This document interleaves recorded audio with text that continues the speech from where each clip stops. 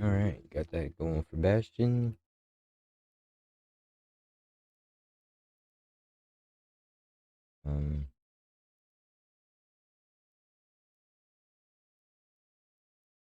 Character sheet right quick.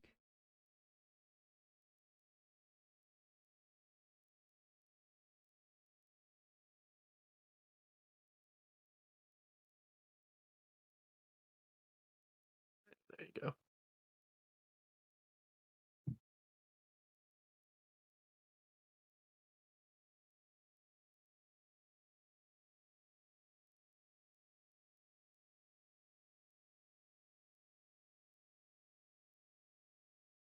Okay, I don't need to add macros to that. Those are easy rolls.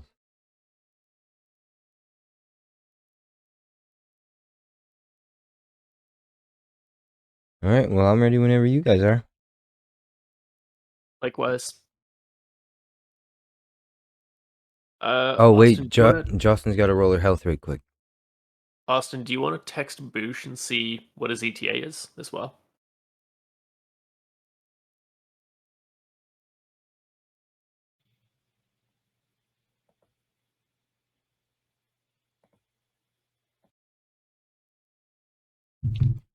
Just did.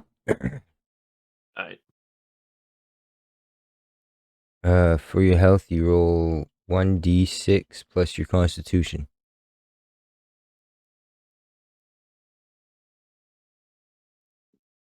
Constitution bonus, sorry.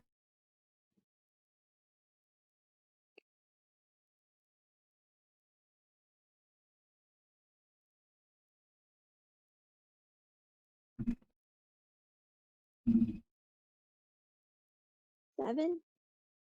7? Damn. Nice roll. What does that mean? What do I do? I have your HP goes up by 7, so your HP is now 21 points. Holy shit, babe.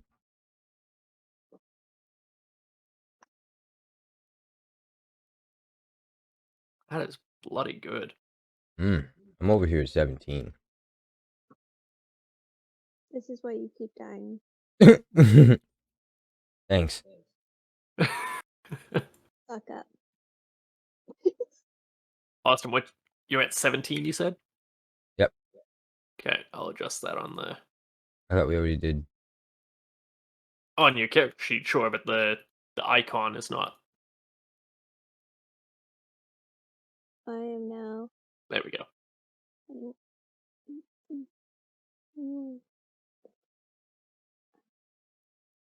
I forget. Oh, wait.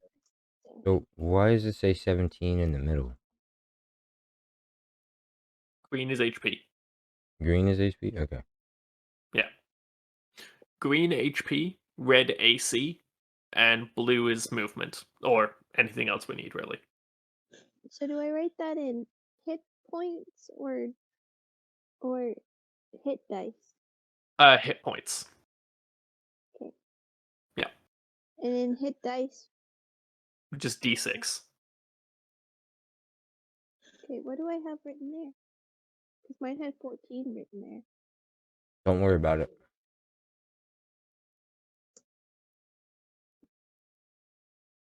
A stupid startup sheet. It's dumb.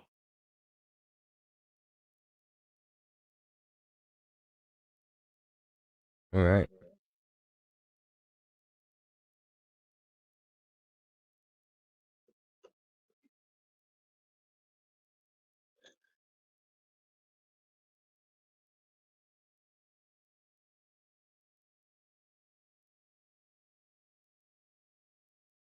Alright, do you guys want to wait to see if Boosh joins in, or do we want to start right away? We'll start and we can integrate him in after. Okay. And So, then give me some cave ambience here. Oh yeah, good call, good call. Thank you for the shout out, Austin. If you weren't, I was going to YouTube. Yeah, I got it. We'll just go with this for now. Perfect.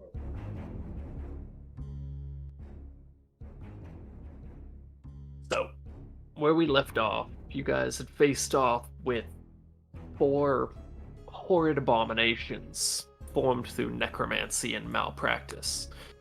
You now have taken a long rest to recuperate your strength and rest up. And now, laying ahead of you is this cavern and whatever lays at the bottom of this manor. So, you guys have rested up, your HP is full, everything's back. How would you like to proceed? Well, Gandalf would like to take a look around. Okay. Are you just looking at your general surroundings, or do you want to sort of explore and wander around a bit more? Sort of explore and wander. Okay. Move your mini wherever you'd like to go, and Trait says he'll sort of tail you as you go. Okay. I guess I can already see an opening over this way, so I'll come here. Okay. Trait will follow you. While this is going on, Jocelyn, are you going with them, or would you like to explore somewhere else? I'm trying to get my character sheet off my physics screen. No worries. Double click on it on the top. Okay, I think it's gone.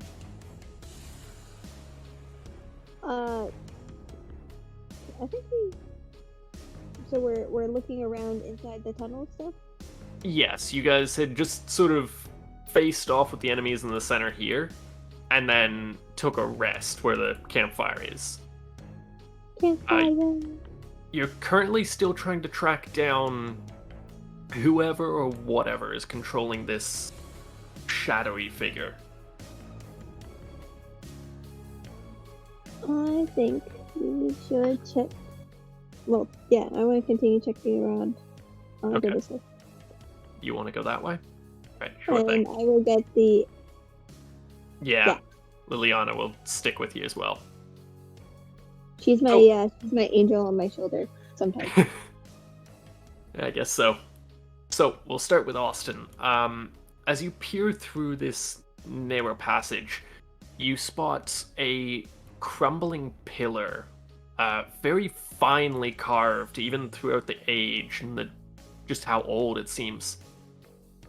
It seems to have snapped off at the base, and peering around the corner, you can see 4 stone braziers, sort of each filled with kindling and firewood. Looking the other way, you can just see the edge of a bone. Okay. Gandalf will try to jump over the pillar. Alright.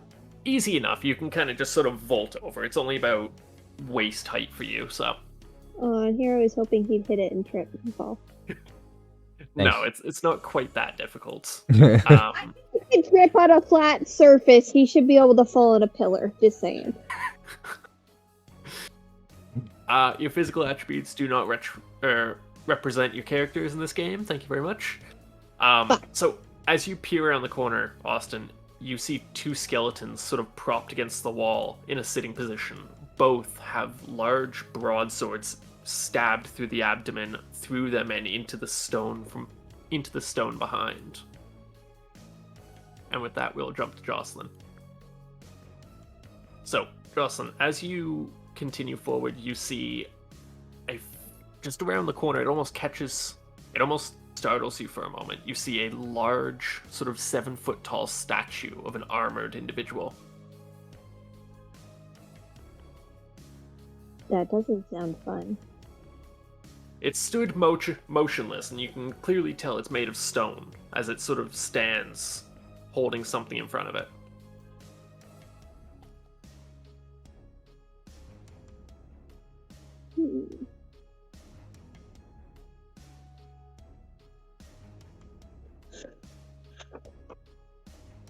I don't trust it. Okay, what do you do?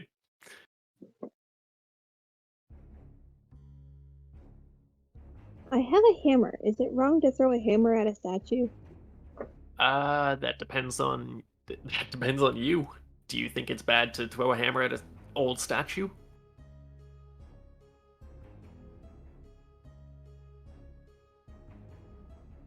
We're in a necromancer cave, so I feel like there might be somebody in it.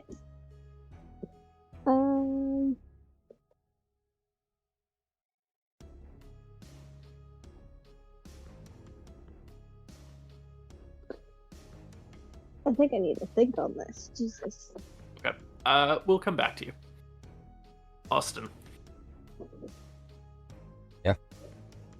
You stand sort of at the ready with Traith, and you see these two individual skeletons propped against the wall, seated position, swords through their abdomen. You can tell whatever struck them down struck with incredible force because the sword seems to be going through them and into the stone wall behind. Okay. I'm going to try and use Mage Hand to retrieve one of the swords. Okay, you'll have to take a step forward, but easy enough. As you cast Mage Hand and sort of float it over to the skeletons, you pull on the sword, but it seems your Mage Hand doesn't create enough force to pull it out. It's quite solidly embedded in there. Okay. I'm going to walk to the brazier right here and light it with my cantrip. Okay. Easily enough, you light the kindling. It sort of bursts into flames and ignites.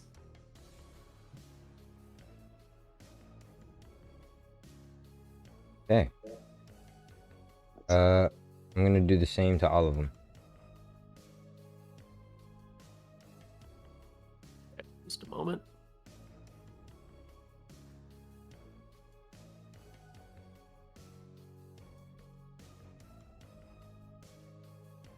Oh, nice. Yeah. And Austin, as you ignite the last pillar, you watch as previously they had all been burning, burning fitfully. A bit of wind comes through and tussles the flames. But as the last one is ignited, the kindling and wood inside begins to burn at an exceedingly fast rate. You watch as it, almost in the matter of seconds, begins to break down, turn to embers, and then from embers to ash. And as the ash is caught in the slight breeze in this cavern, the ground around you starts to rumble, and you hear the sound of grinding stone. As a small 3-foot by 3-foot tunnel opens right here. Where? Just here. Oh. The back of the cave. Gotcha. With that being said, I moved through the tunnel. Okay. It is quite a small entrance. You might be able to fit, but you would have to, literally crawl hands and knees to get through. It's quite a tight space. Oh, yes. Perfect for a halfling to fit in. I should go retrieve my comrade. Jesus. So, as you do that, Jocelyn, have you pondered on the statue a bit? Giant weird stone statue that looks like it could strike me down in the middle of a wizard's fortress does not sound like a good idea to provoke it with a hammer. It... you can come to your own conclusion. Oh, wait for my wizard friend? Then we can provoke it together. Okay. Then I can throw a hammer at it. Oh my god. Okay, so after a moment, your friend Gandalf comes around the corner. Gandalf the drunk comes around the corner, and he seems he has something to say to you as he looks a bit more excited. Comrade? Comrade? I have use of your expertise, comrade. Jesus, keep it down, would ya? I have a hole I need you to fit in. Alright, counter offer. Help me piss off the statue. Easy. I use Mage Hand to poke it in the face. The face is on the opposite side. Okay, so So I poke it in the back of the head. okay, actually you've got enough range. You sort of reach around the thing's head and like poke it right about where you think the eye would be. It's made of stone, evidently enough. It's solid, but nothing happens. See, words for nothing.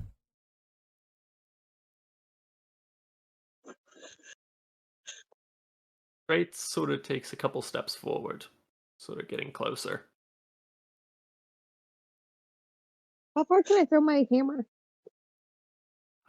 It's an improvised weapon, so I'm gonna say 15 feet.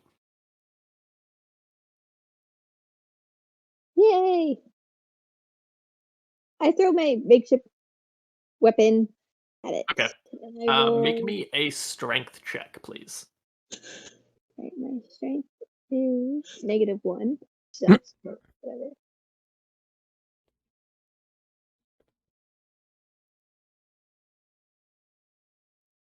Fuck Oh me. dear God. Oh, You that's a rolled a D6. 1d6. Yeah. Oh, okay. You get to reroll. I was gonna say. Me too. I was gonna be like, damn, Jocelyn, you really do suck as a halfling. No. Again. D20 plus 1. Ah, there we go. Okay, 12. Easily enough, you chuck the hammer, it sort of flies end over end and collides with this thing's shoulder. You watch as a bit of dust is kicked up off the statue and settles down. Nothing happens. Okay, cool. Advancement. Great, sort of Yay. grabs your hammer and hands it back to you. Thank you. Yeah, and then no Hammer worries. time was not necessary. And as you guys come around the corner, you see how far you can see. Oh, you can see the end. Cool. You see a hallway lined with these statues. Oh God. We're fucked. So, how do you proceed, friend? They're just so statues. And Austin, you see another passageway going this way. Small, sort of stone pedestals on either side. Okay.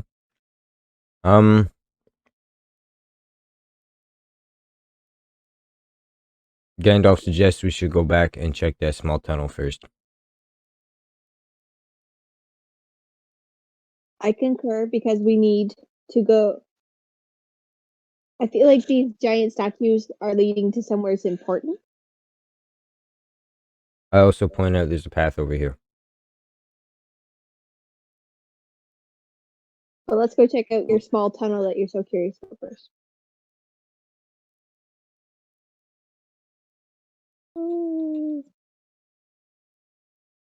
What are you doing? I'm moving. Just drag it with a mouse, you weirdo. No. So, Jocelyn, as this tunnel is shown to you, you see a small, carved, almost perfectly square passageway at ground level that just seems to tunnel into the earth itself. There is no light coming from within, so if you don't have dark vision, you might need a source of light going forward. I pull out my hooded lantern and shine it in the hole. Okay. You shine it in the hole. You see about 15 feet in, there is a back wall it hits. You see a Weird. small room.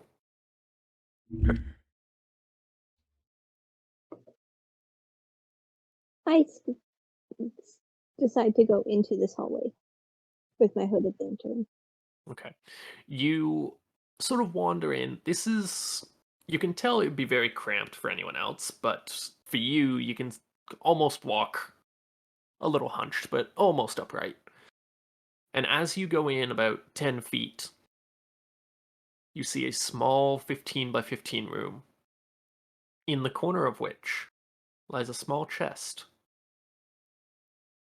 Ooh. I check out the chest to see if it's booby trapped. Give me an investigation check, please.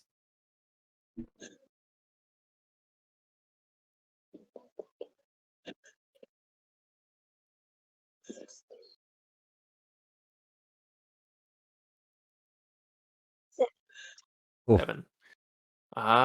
There are no traps that you can see on this. You can tell the chest has been here a very long time. It's almost caked in like a half inch of dust. There are cobwebs all over the place. It seems this chamber hasn't been opened for many, many years. I check to see if the chest is locked. You examine the chest, and sure enough, it is locked, yes. I attempt to pick the lock. Okay, give me a thieves' tool check. Is that sleight of hand, is it? Or dexterity? Um, it will be dexterity plus your proficiency. So +7. Woohoo. Yeah. 13. Thank fuck. 13. You sort of tinker with the lock for a moment, and after a minute, tick, you manage to open it. Fuck yeah.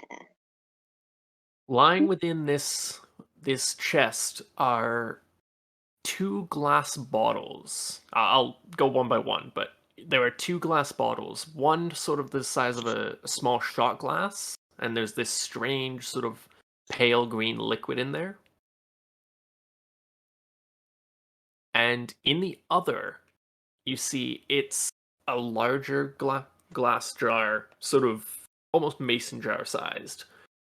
And on the lid, there is a wax seal with the head of a dragon imprinted in wax.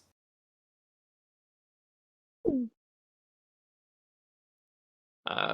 Once you have those noted down, there So is 2 full glasses, weird green liquid, there is one more thing you see. and 1 vial with a dragon head wax seal. Yes. Dragon head wax seal. And what is this other thing? You see a small 1 foot long iron rod on either end, like as caps almost. There are silver caps. Ooh. Just a long rod with silver caps. Do you pick it up?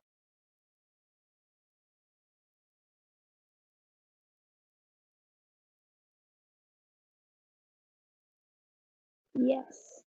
Okay. As you pick it up, you feel a slight inscription on the back. You can see there's some sort of lettering.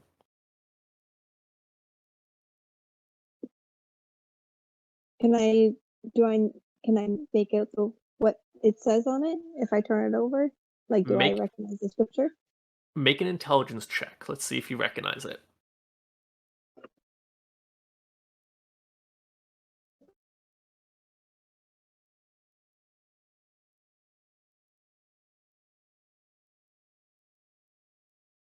What is that? What the hell?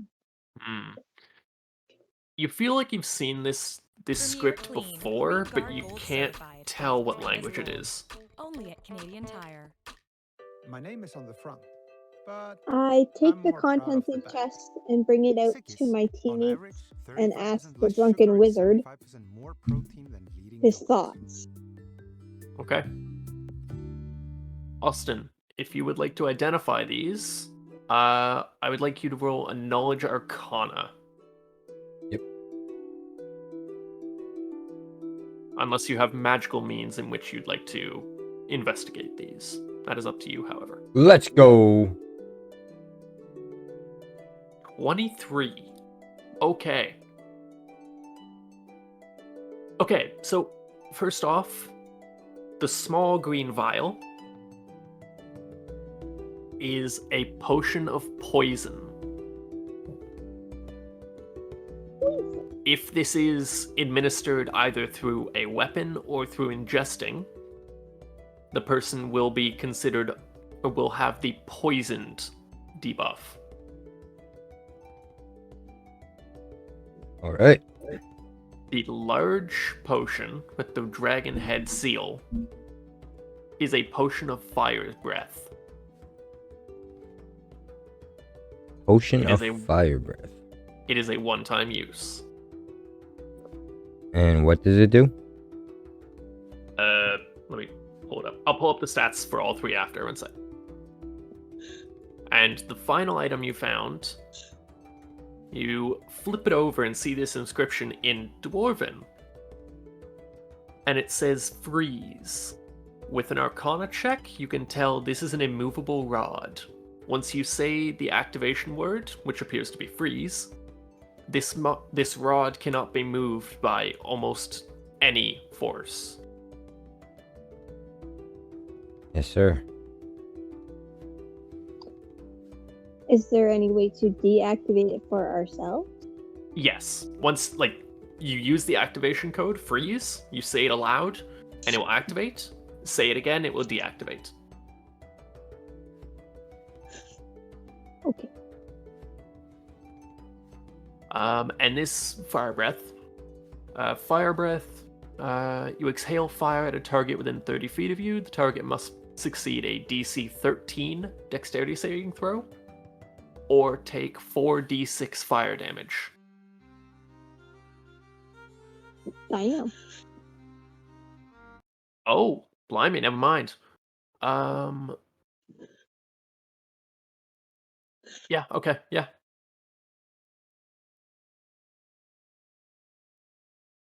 And potion of poison. Let's find this.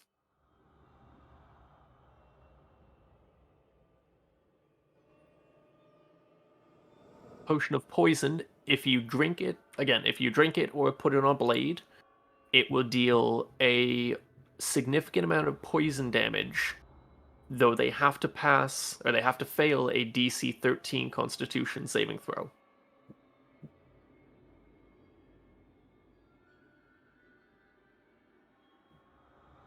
And this is also one use.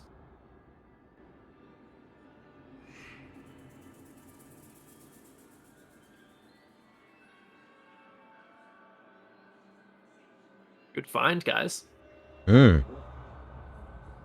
Wow, she found them.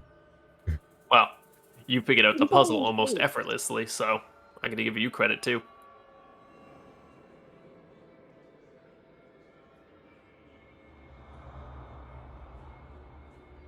Honestly, I thought you might start like a boss fight. Crawl through a tunnel, there's a giant dragon. All right, so after I'm done identifying, I'm gonna come up here and take a look at the other end of the chamber. Okay.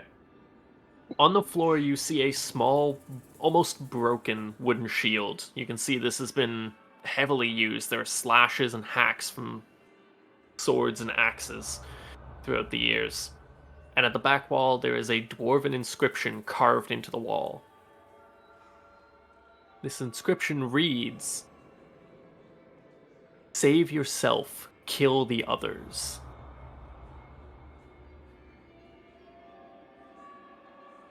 Damn. It seems this was carved in very hastily. And give me a perception check, Austin. Okay. Okay. Woo! Nice. At closer inspection, the shield, you don't see anything, but just looking at it, you get a bad feeling. Hmm. Mm.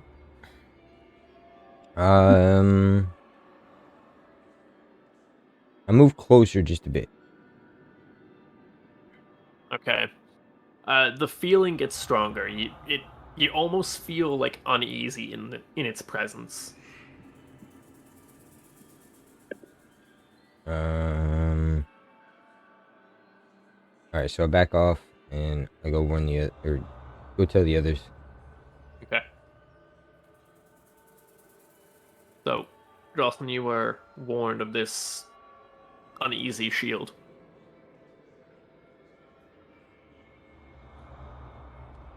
Hmm.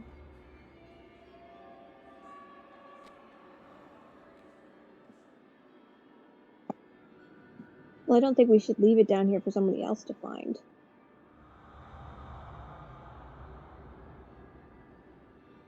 What else can we find out about it? There, Gandalf the drunk. I haven't really gone and investigated it. It gives me a really uneasy feeling.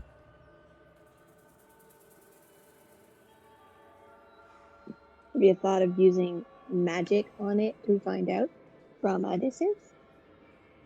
No. I signaled Trafe to come with me, and Okay. I go back He to will where tag. I go back to where I am, and I perform the quick ritual of detect magic. Okay. After a few minutes, you perform the ritual, and examining the shield without touching it, I assume. Yep. Examining the shield, you can tell it itself is non-magical, but whatever might have stricken this down, you see wisps of necrotic energy still coming off of this shield from where it was struck. Does it show me? Like, does the energy lead off in the distance, and were you able to follow it? No, it seems to be emanating just from this shield itself. Seems perhaps this was a terribly mighty blow that struck down whoever was wielding the shield, but for whatever reason, the necrotic energy has lingered. Hmm. Alright, so Gandalf goes back, and he suggests that maybe we should continue on one of the other paths.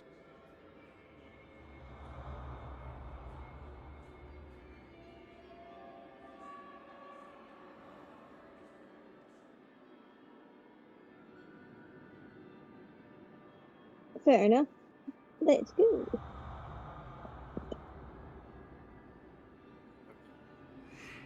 Your companions will reconvene and travel with you.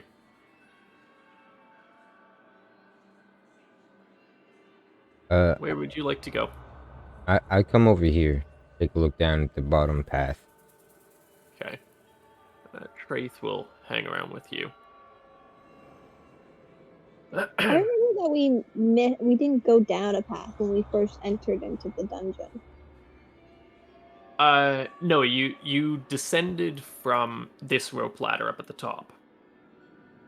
The top left, you can see just the rope ladder hanging. Because Yes. that was at the top of the crevasse in the Yeah, Red Brand. but there was a room off that had like a trail of blood leading off to the right. That is true.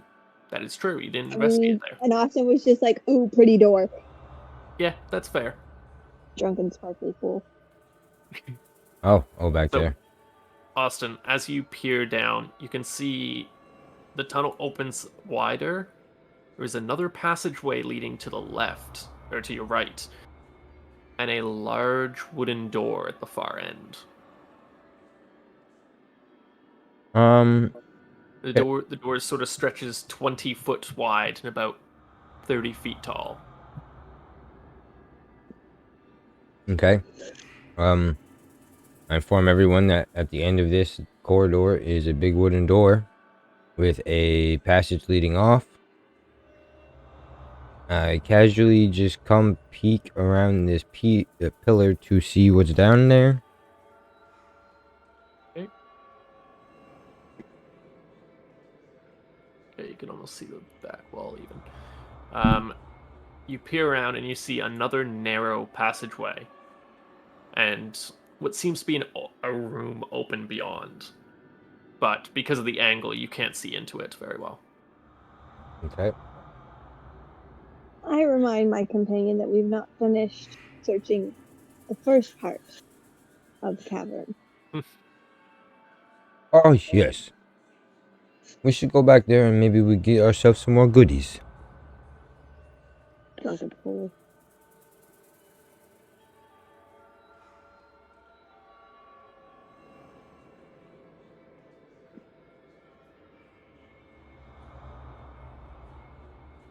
So you pass back through the large door, or back under the large door. and easily enough find your way back into this passageway. As you enter, Jocelyn, for the first time you see skeletons laying on their stomach, almost crawling away, like frozen in the action of crawling away. Broken spears and broken weaponry lie around, discarded. And Austin, you see a larger chamber. In one corner, there's a small pile of human skulls. Another broken sword and discarded skeleton. And against the back wall, just a foul-smelling, half-rotted animal hide of some sort. Nice. Is this a brazier? Yeah, it is. It does appear to be. This, however, does not have any kindling in it. Okay.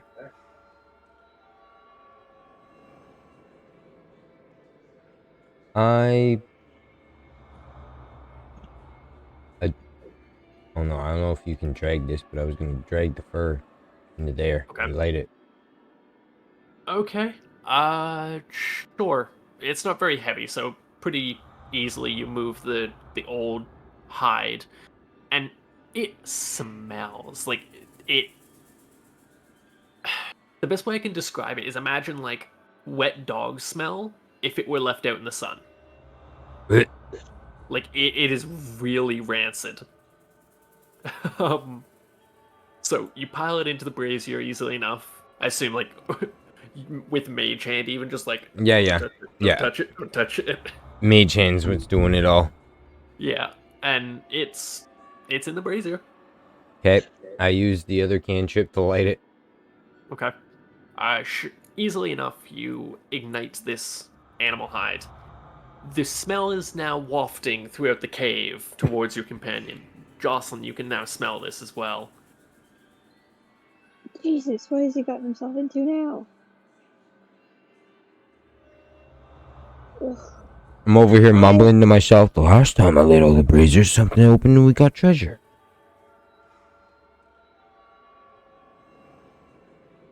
I venture into the room to see what this interesting fellow is doing. You can see now a burning animal hide of some description piled into a brazier. Your companion just sort of stood 10 or 15 feet back, sort of scratching his chin. And he's turning green. And you can see against one wall a small pile of human skulls. Maybe about 10 or 15, it seems.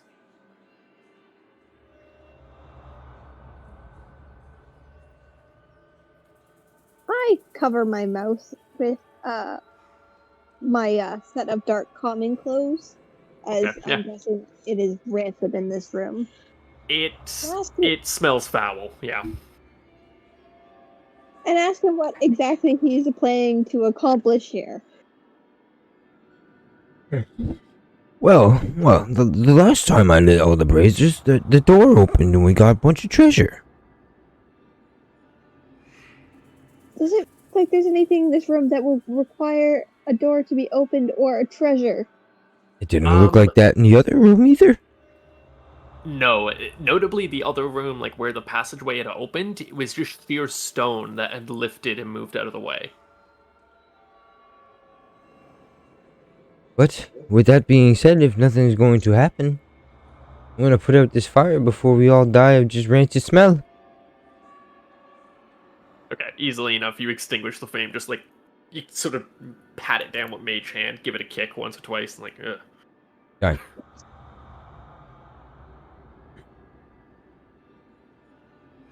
That was a waste of time. You can see Traith and Liliana both holding their nose, just like, I don't want to smell this. Yeah. Bye. Get back to the common room. I call it common room, but that just sounds disturbing.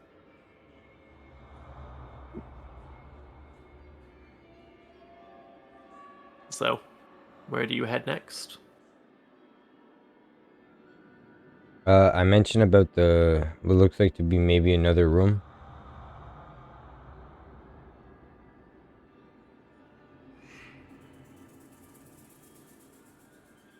I really don't trust these.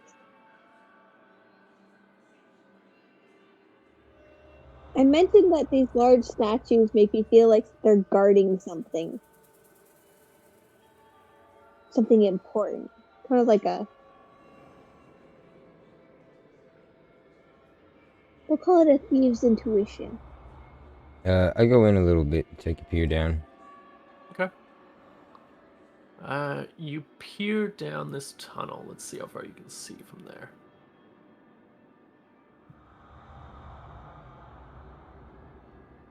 You peer down the You peer down the tunnel, and you see that a room begins to open up ahead.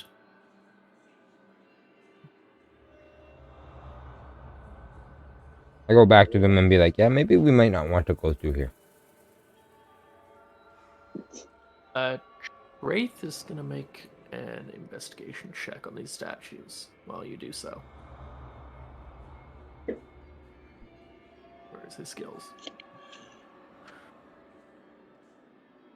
Instantly, this makes me think of Draugrs. Just saying. Your favorite. Exactly. I do not like statues. They're all a lie. Statues are Um, all a lie. Just like cake.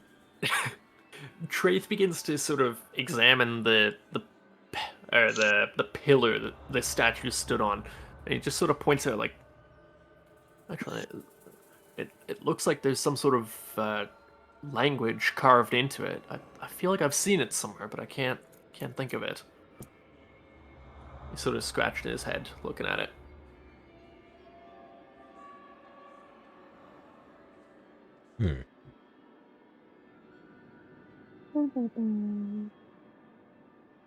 Let's say if either of you would like to investigate, you could make an intelligence check as well. Uh-oh. Or you can alternatively give one person advantage using the help action. Austin has more knowledge on languages as well as. So will you help me investigate? Yes. Okay. I help you investigate. 22 investigation. Austin, this language you recognize as it's sort of historically tied to Dwarven. This is the language of giants. Though, interestingly enough, the statues themselves are of dwarves. Ooh. Can I read what's written? I'm gonna say with one more one more intelligence check, you can piece it together. Okay.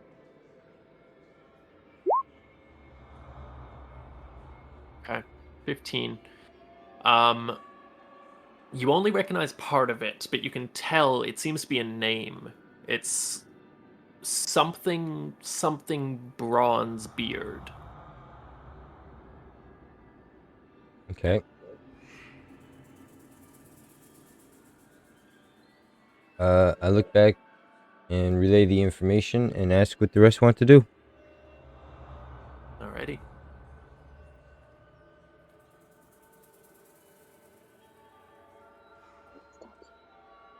But with this many statues, it makes me green.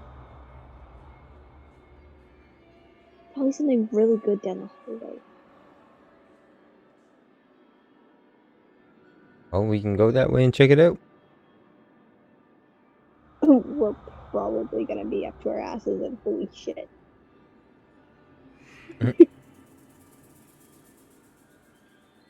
But the temptation is large.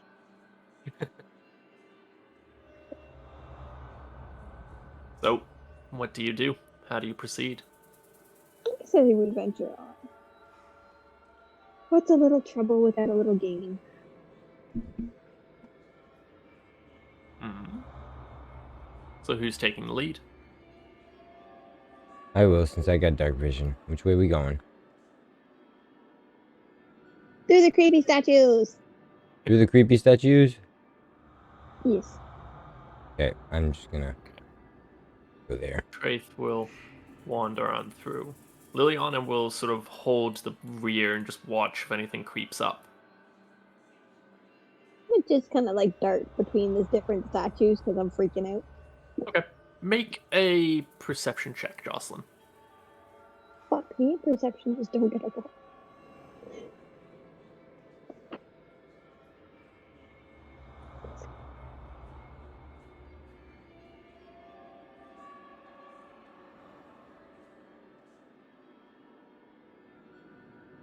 Okay.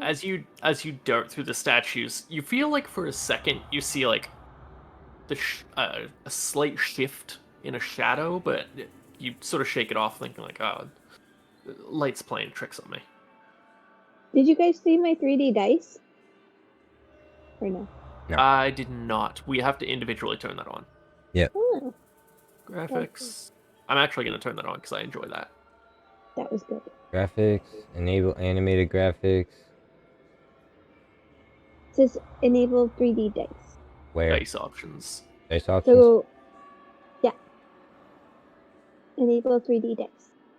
Okay. All right. So, Austin, or actually all of you, as you enter this room, you see a dead end, but you notice on one wall there is, Austin, you recognize immediately something carved into the wall in Dwarven, and a finely crafted iron grate on the floor about 10 foot wide. Am I able to read what's carved in the wall? From where you stood, yes, you are. You read, "That which dissolves lies below." That which dissolve. Like we're about to fall in acid. Other than that, this chamber is empty. I go and peer down the grate, see if I can't see what's below. Alright, give me a perception check, please, with disadvantage. Oh no. Because you're peering through like tiny holes, like tiny cuts in the slab.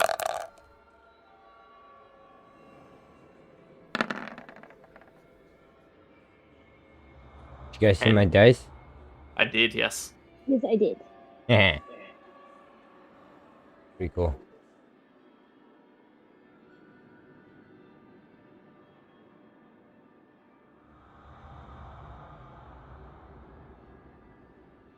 Alright, so I roll a 10. 1 second, I'm talking to Boosh. Oh. Rather, I'm texting him.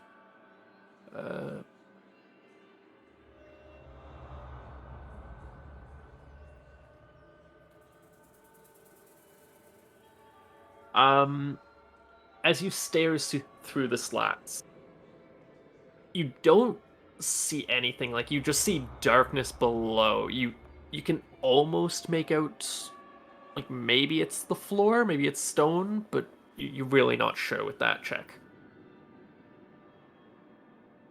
Okay. I go to Trife and I translate that for him. Okay, he sort of looks at it and ponders, like, weird. And of in Dwarven of all things, never known any dwarves in this region. Sort of shrugs. Alright, and we go back together. Alrighty. He wanders back.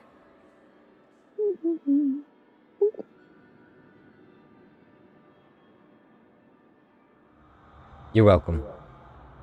Why? Why? Hey, boy, you be careful. I can go digging my own. Please don't.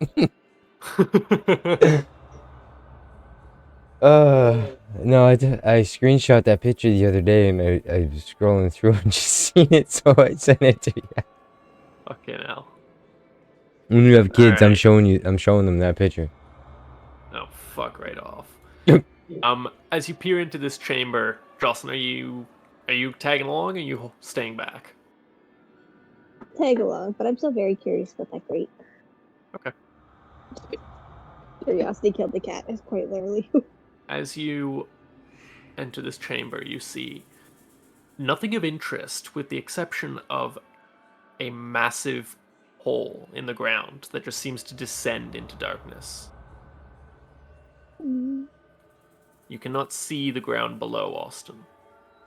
Alright, I'm gonna go in my inventory. Mm-hmm. I'm gonna grab my torch.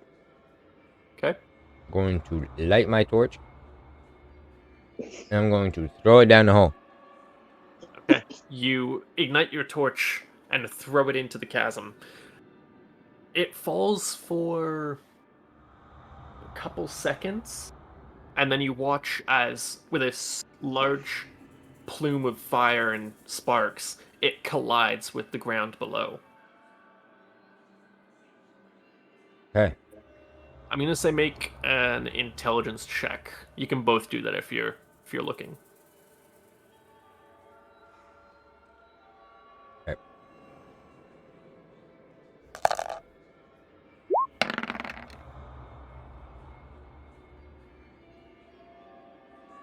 I'll roll for Traith.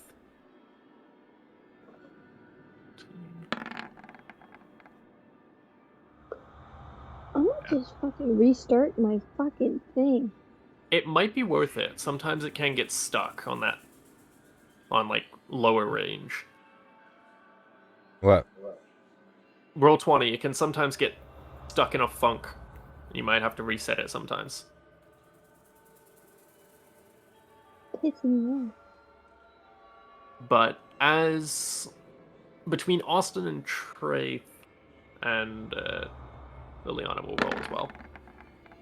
In case she gets a nat 20. No. Austin, between you and Traith, you sort of almost like with your eyes measure and guesstimate. And you'd guess that it's about 100, 120 feet down. Okay. It would definitely hurt if you were to fall. Boosh. Hey, it's Is that a Boosh. good...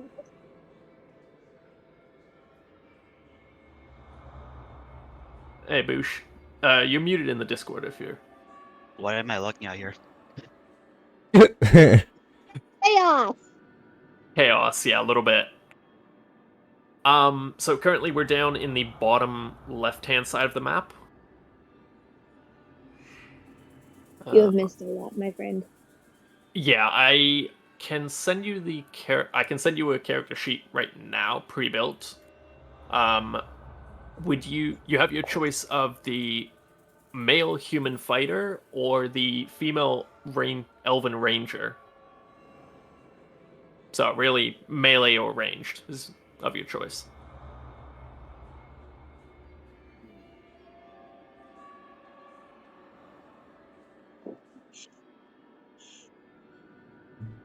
Am I supposed to click on something, or do I just say it? I mean, no, I'm just giving you the option because I've got the two characters as NPCs right now. I'll just send you a Google Doc of their character sheet. Oh, okay. So would you prefer melee or range? I think ranged. Alrighty. We'll copy paste you that link right now. Link can... There. Copy link. Alright. And I'll PM that to you right now. We'll have to probably explain a little bit here to Boosh.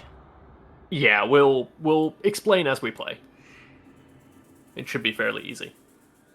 It really is once I got the hang of it. Yeah. Give us 2 seconds. Dawson went to the washroom. Mm-hmm. In the meanwhile, if we're using Discord, Boosh, we might want to mute yourself in Roll20. Otherwise, you'll get reverb and feedback. Hey. Where is the mute button? Hover over your picture at the bottom. Yeah. Uh-huh. It should say. Well, wait. His mic isn't going through. Never mind. Okay, it must be you then. That's feeding back. Because I can hear an echo. Yeah, that's me. Jocelyn has my headphones on the computer. Ah, okay. And let me make sure this saves. You should now be able to move this character here with the blue dot. Okay. So you can either drag with your mouse or like directional keys work.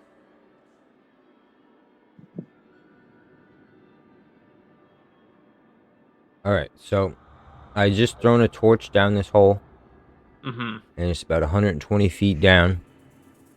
Let me just lay the scene first, I guess, to help. Yep. So, over the last week or so, you and your companions have been in this town trying to figure out some mysterious events. There were zombie attacks in the tavern where patrons and waiters had both been feeling ill, then had transformed into zombies.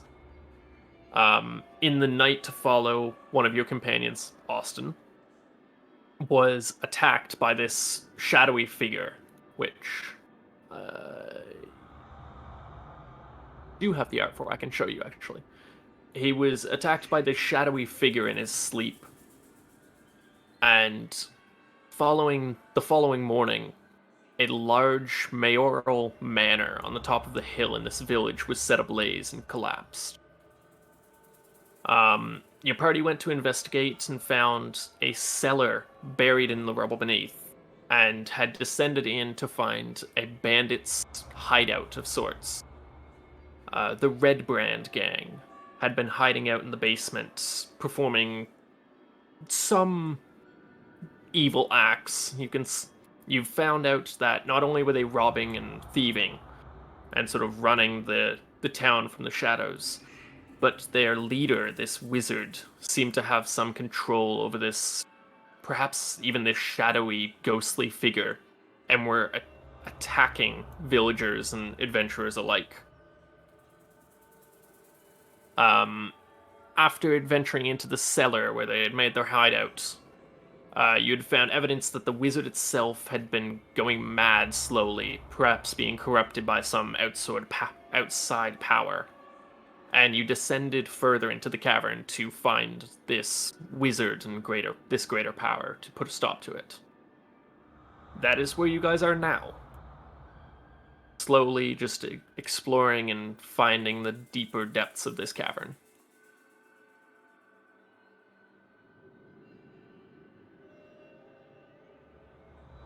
So, for actual gameplay, we'll sort of run you through it as it comes up, like combat, exploration, we'll go step by step.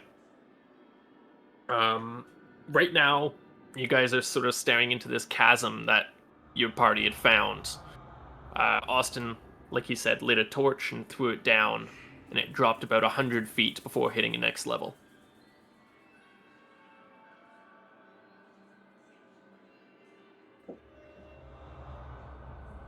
Well, I think it's a bit too deep to jump down, guys.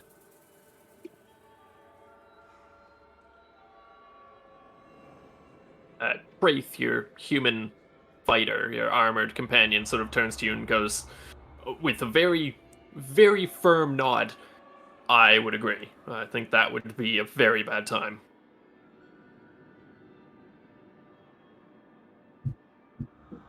I move back to Jocelyn and start making my way down this other way towards the door. Okay.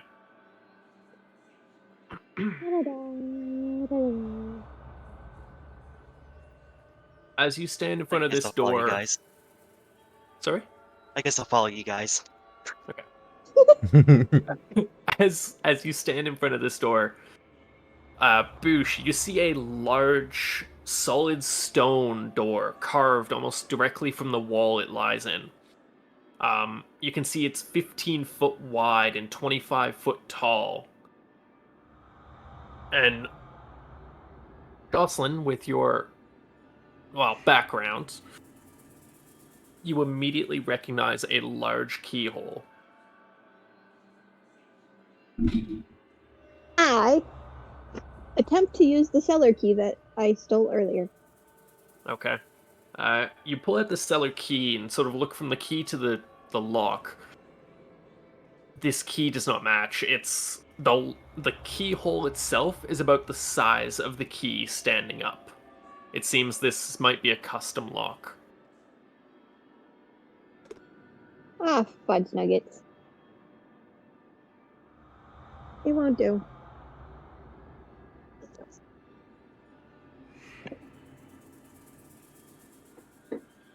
Uh, I attempt to pick the lock. okay. Give me a lock picking check, please, as Traith begins to approach and examine the door itself.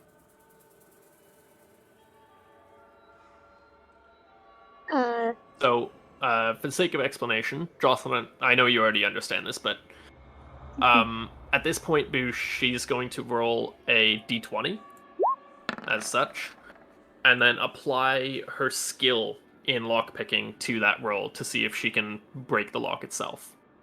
That's my sleight of hand with my persistency bonus, or no? No, this would be a d20 plus your dexterity bonus plus your proficiency bonus. So it is +7.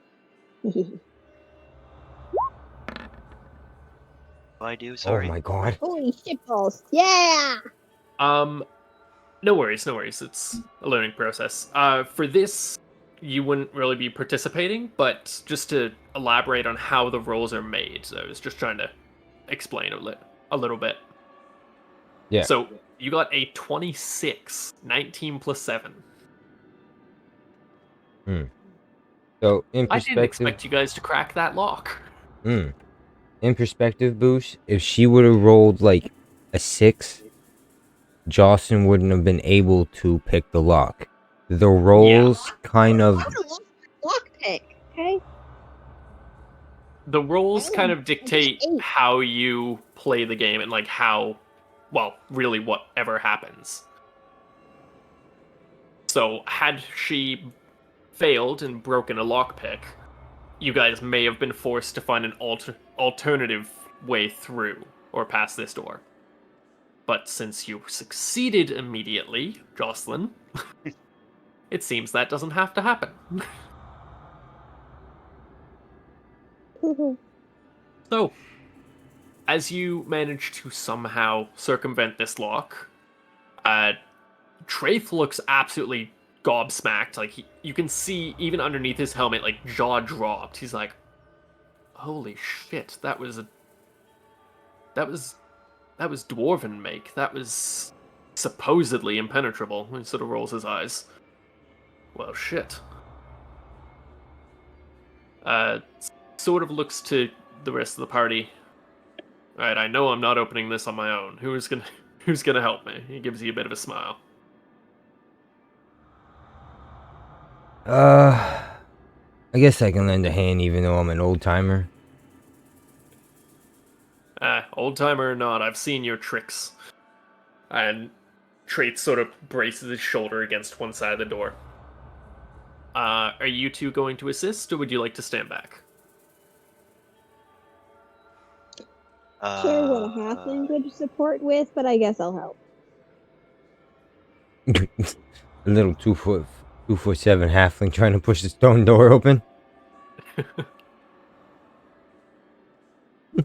And Boosh, if you'd like to assist, I'm going to make it a strength roll. So you would go to the top of your sheet. You should have ability scores, strength, con, dex, etc. Uh-huh. Roll on the left-hand side of your screen, top, you should see a little bar of tools. Second from the bottom should be a dice option. I'd like you to roll me a 1d20 and add your strength bonus. So plus 1, 2, 3, whatever it is. So you want me to roll a d20? Yep. Yes. All right. And then add your strength bonus. which should be, yeah, right there.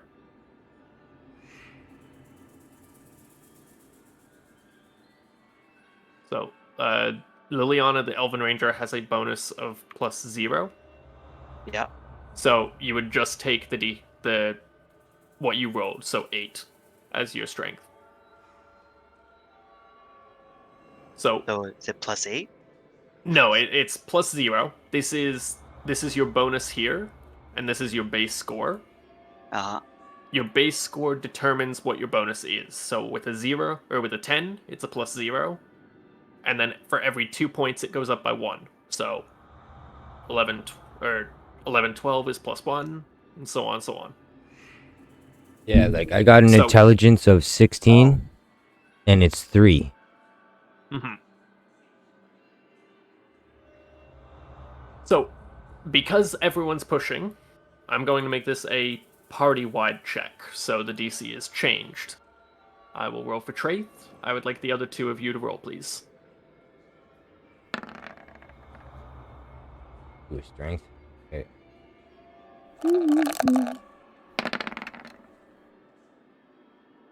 7. Yeah. Okay. Boosh is stronger than me today. I mean, it kind of makes sense given your age and frailty. Fucking 250-year-old elf over here. Hmm. Let me give a shot here. Jesus Christ. I'm trying to put my all in here, guys. Okay. So, as the whole party sort of shoulders the door and begins to push, you all hear a slow stone grinding as the doors swing slowly open. Beyond, you see a darkened cavern on either side, stretching about 60 feet in front of you. And every 10 feet, you can see, built into the wall, small iron sconces with black and white flame burning, so gently illuminating this cavern. For the sake of this, since it's still everyone here's first campaign, I'm going to say if there's any preparation you'd like to make beforehand, you should do so now. Boosh's been in 20 minutes. He's about to get a boss fight. Jesus Christ. He's kind of being thrown into the fire a little bit. I'm ready. That's the most confident I'm ready I've heard yet. Austin, is there any prep you'd like to do before continuing? Fuck. I'm not hurt or anything, no. No? Okay. Jocelyn? I put away my hooded lantern that I've still been carrying around for some stupid reason. Okay, yeah. But other Put away than your that- lantern. As my personality trait says, I never have a plan. I'm great at making things up on the spot. Oh god, alright. And Boosh, at the bottom of your character sheet, you should find an inventory. If there's any, like, this game is built off of creativity. So if you can come up with a crazy harebrained scheme to do something crazy, I, as a dungeon master, encourage it. Like, I will actively lean into crazy plans to make it more fun. So if there's anything you think you could do to prepare for this fight, feel free. Jesus.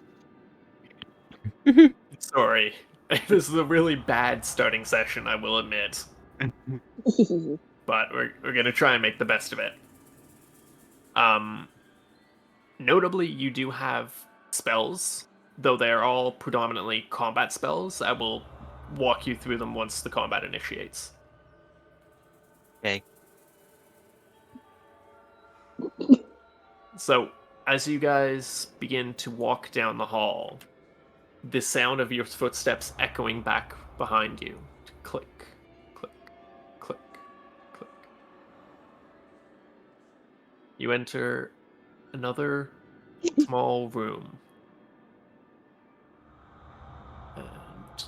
allow me to describe the rooms for you. I have like the best fucking creepy cave OST going on with this. It's amazing. I'm about to put on my own. Yeah, I'll shut So- mine off. As you enter this cavern, you see a large room, maybe 60 feet end to end. There are numerous small crates filled with supplies on one wall. A couple barrels of mead here, a couple boxes of apples there. Some tables, shoddily made and cheaply, just sort of thrown into the room itself.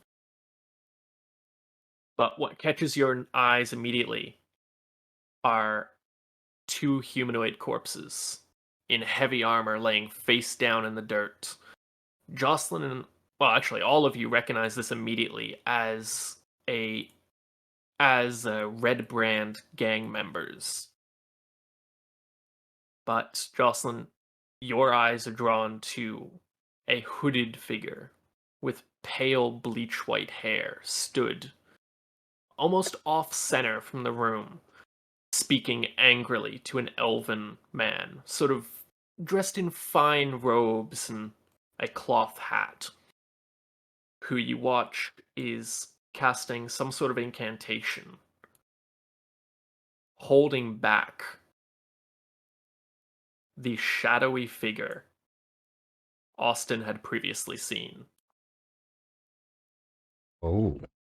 It seems this party has not seen you yet, and if you would like to, you might be able to listen in on their conversation instead of or you can initiate combat immediately.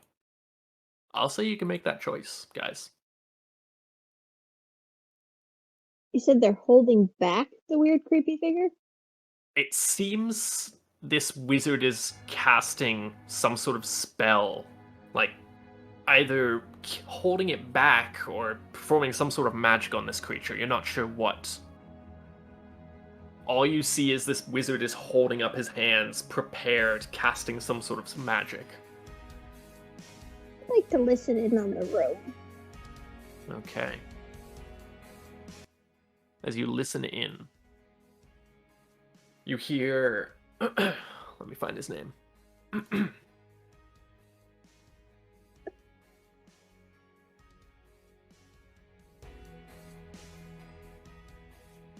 You hear this hooded figure speaking in an irritated tone.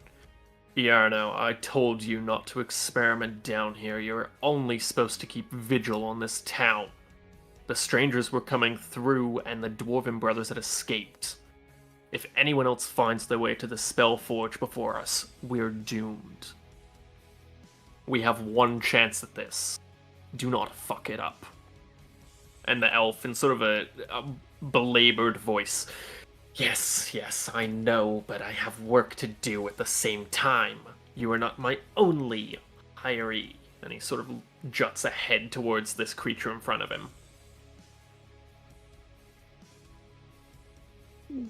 My ears perk up the moment I hear the Spellforged, being reminded of the Spellforged document that I have. Mm-hmm. And I listen in more closely. Okay. Boosh, you've only heard whispers of this alleged Spellforge, but from what you know, from the tales you heard in the tavern, it's this sort of artifact almost, where wizards and other people who have magical arts are no longer limited to just basic spells. They can create magic as they see fit at will.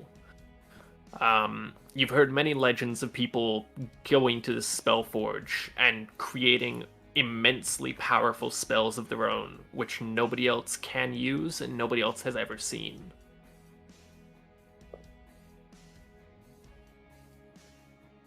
Austin, as you listen in, it seems the two continue to argue as a minute goes by. And it seems the wizard seems to be getting more and more agitated as he begins to shout. Yes, Spider, I know what you said and I know what orders you gave me. But as a member of the council, I do not take orders from you. At the mention of the council, I would like all of you to make an intelligence check.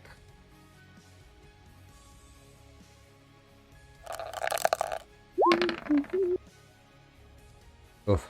10. 10, okay.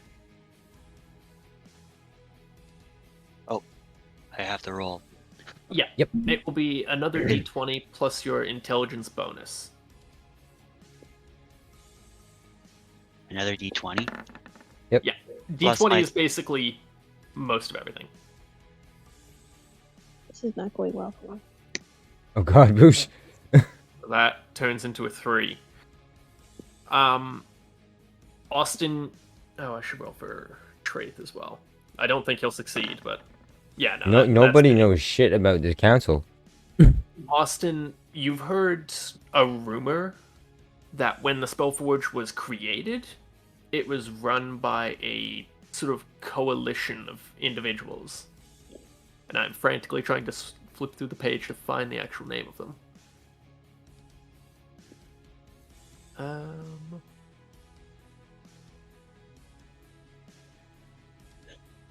Sorry, 1 second.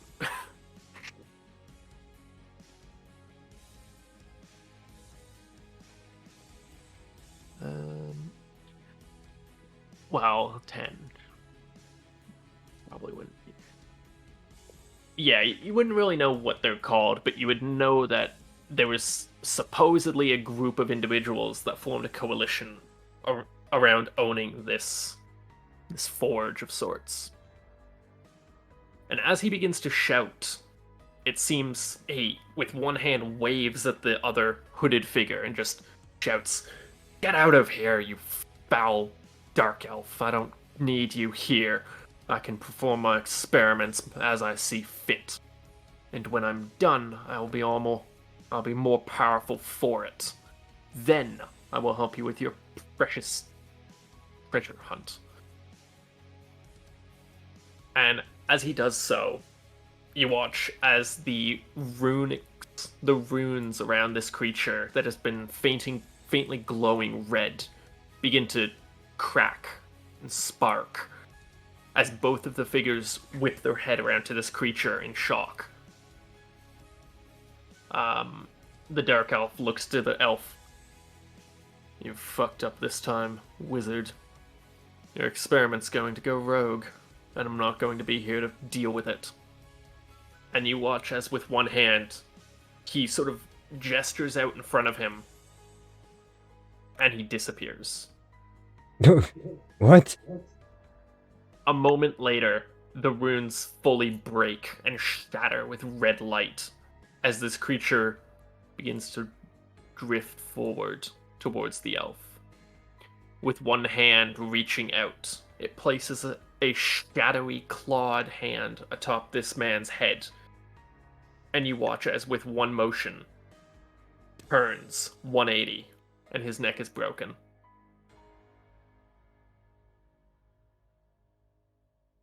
So, with that, we will initiate combat. I would like everyone to roll initiative, and Boosh, for you, that will be at the top of your sheet. You'll see an initiative bonus here. I've just highlighted it. Uh-huh. Just roll a d20 plus that 2.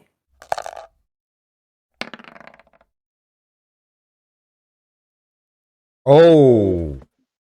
Boosh got a nat 20. Let's go. Hell yeah, there you go.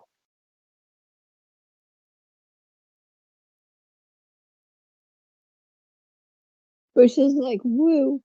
Austin, Whatever you that got means.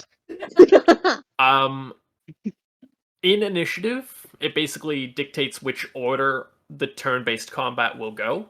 So because you've rolled a natural 20, natural 20s are automatically considered a success above anything else. So the enemy could roll a 24 and you would still go first. Austin, you got a 15. Jocelyn?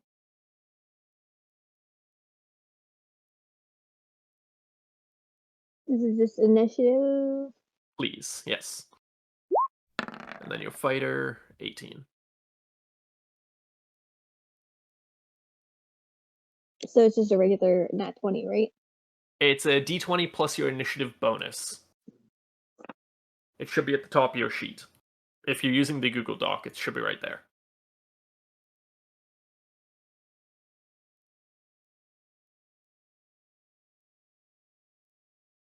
Hold on, my phone froze.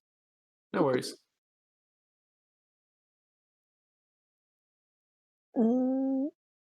Initiative plus 6. Okay.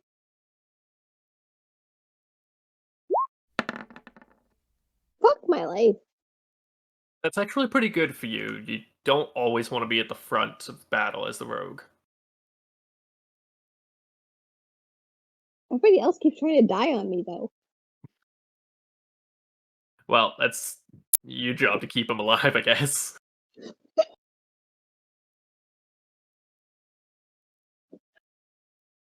Okay, and Traith rolled. Now I just need to roll for the Somalisk. Got a 4. It is going last. Actually, I should get its character sheet out now too as well.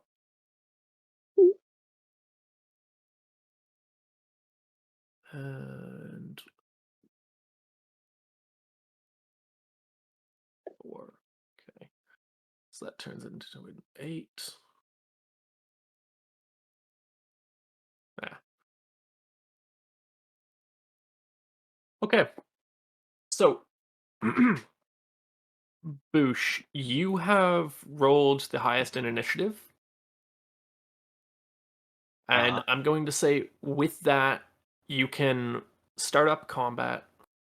Sorry, that was a bit loud. You can start up combat. As a ranger, your main damage dealing is either your bow or your spells. But you do have a short sword if you'd like to get in close. So, what would you like to do? Would you like to stay at a range? Would you like to try and cast a spell on this creature?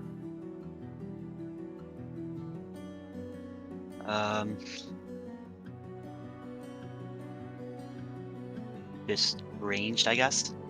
Okay. So, you'll see, you scroll down a little bit from the first page, you'll see attacks. Yeah.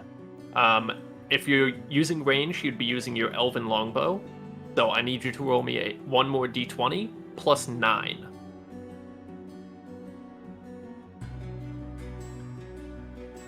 So to do that, Ooh, let's go. hey, there you go. So that's a Gotta get- 26, blimey.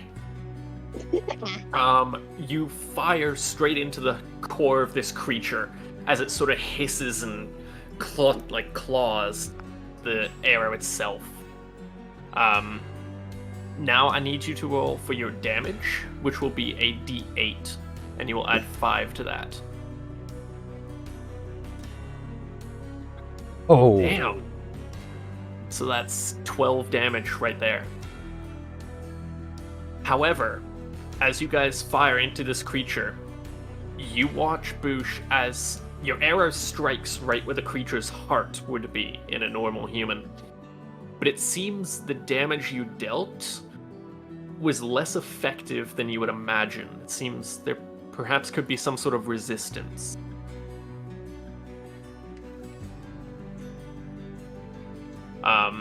So, in combat, you have 3 types of actions. You have an attack, you have a movement action, and you have a bonus action. You've already used your attack, which is self-explanatory. Movement allows you to move 30 feet, or basically wherever you would like in this room, and each square is 5 feet. So, I'll ask you now, would you like to move into the room anywhere?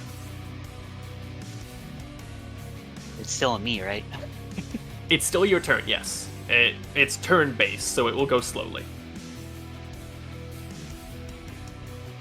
Where do you see my movement speed on here? Your movement speed is the blue. So if you click on your little character on the screen, you should see blue circle 30. I can't even bring up my character, dude.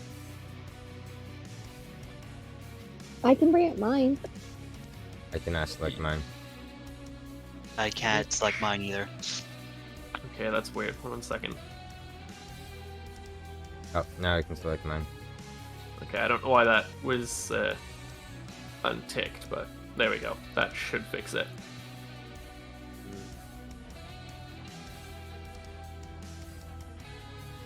I can move anywhere is 30 feet Yeah. away. Yeah, and there's another tool to measure distance if you need it. But if not, each square is just 5 feet. Okay. There's some move here. Ah! And now you are left with a bonus action. I don't think there's anything you could do with your bonus action. Ordinarily, it will allow, like, the use of an item, it will allow you to move 5 feet, or it will allow you to say something quickly to one of your companions. So if there's anything you'd like to convey, maybe a plan or a strategy, you could do that as a bonus.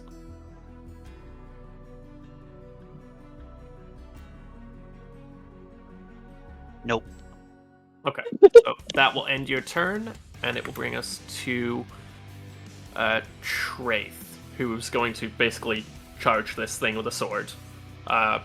Following up is Austin, so start planning on what you want to do. Hmm.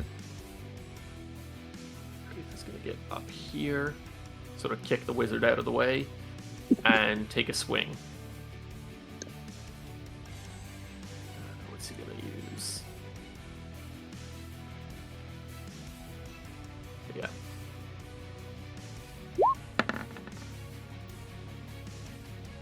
That will hit.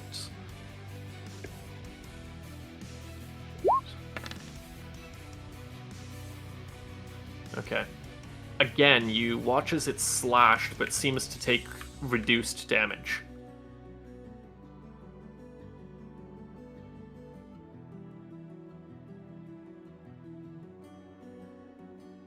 Austin, it is your turn. Okay.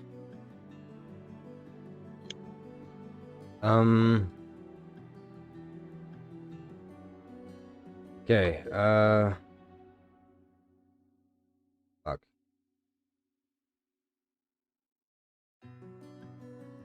Where's here?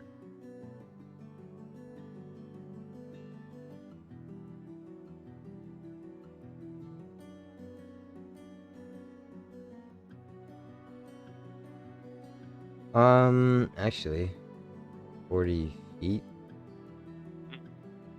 I am going to cast Magic Missile at it. Okay. So Magic Missile is an auto hit, so you don't have to roll to hit. Just roll me your damage, please. And are you casting this at level 1 or level 2? Level 1. Okay, so That's- 3 of... Yeah, that's 1. That's 2. Jesus, heaven or hell today, okay. Gonna hit all 3 on that's- it. Yeah, that's 9 points of damage. As these arcane bolts you form in your hand, you shoot forward towards this creature, and it is barraged with these 3 arcane darts. It seems this does just what you'd expect. It may not be resistant to some forms of magic.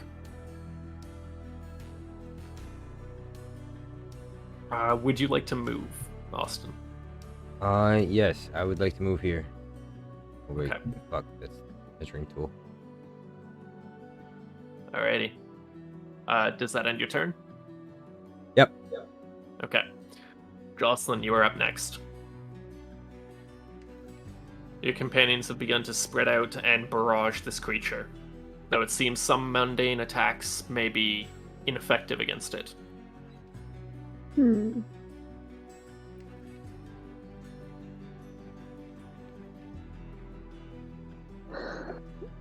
I will probably use my movement action first. Okay. Where would you like to move? I can move up to 25 feet. The 25 is in this range. And a little bit further here. Okay.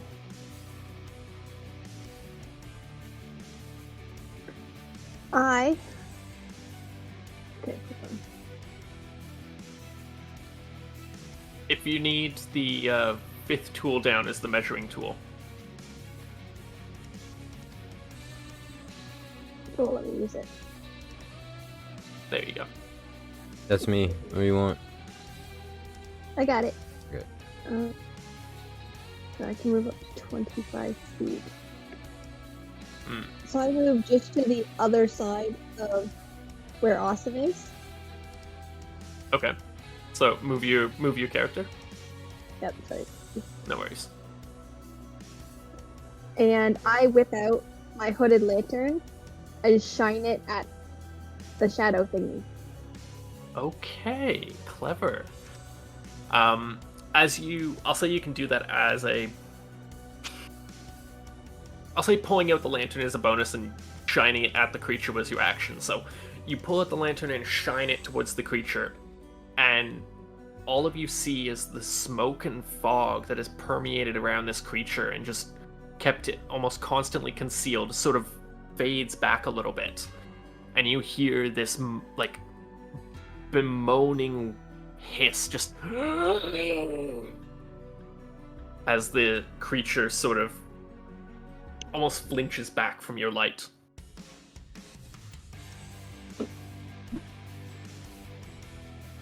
And ending your turn, it brings us to the Somalisk. Somalisk is... It is threatened at the moment. So it is going to use its Shadow Spawn. As it peers towards you, Jocelyn, it looks you in the eyes with these glowing lantern-like luminous orbs, and just lifts a hand, almost beckoning towards you. And as it does so, you watch as a shadow begins to coalesce from this table, from the chairs, and begin to coalesce in the center here. And just give me a second as it does something.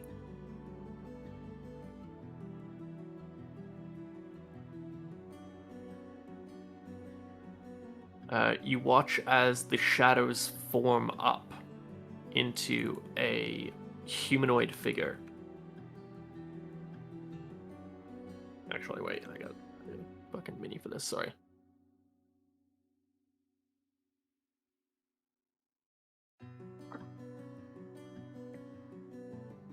As you see a ghostly apparition form, and it is this horrid, twisted humanoid man, sort of in his elderly years, and you see the cheeks are sunken, the face is gaunt, and he seems to just be in horrible shape as he reaches towards you and just... That is going to end the Somalisk's turn, and we're going to be back to Boosh.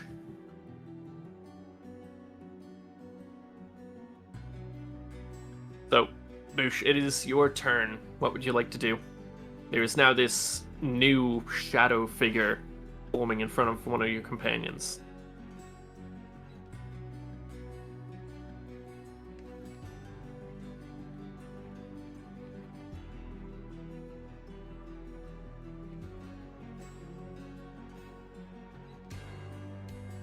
Could use a spell.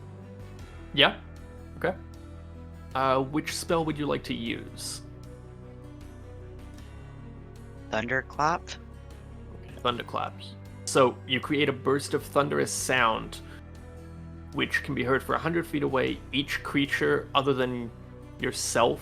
So how this works is any creature within 5 feet of you, i.e., in these squares here, would take that damage. If you want to use it on the enemy, you might have to move closer, or try to use a ranged spell. Okay. There should be a fairly concise description below each spell. So, if you want to use range, you could probably use Frostbite or Hail of Thorns.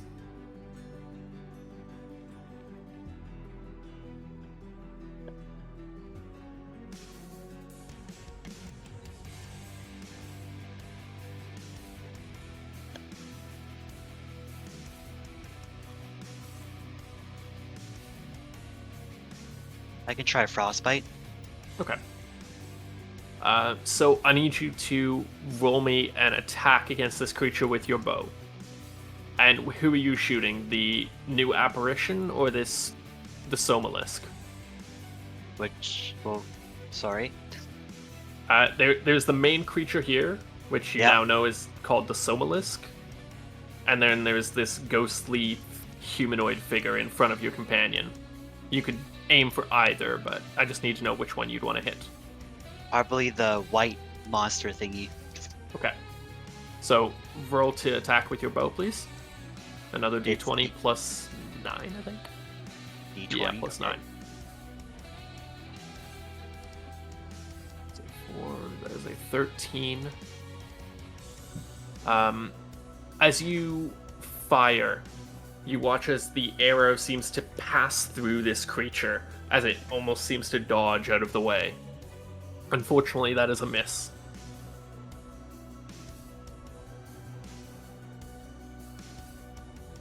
Would you like to maneuver or move yourself anywhere as a move action?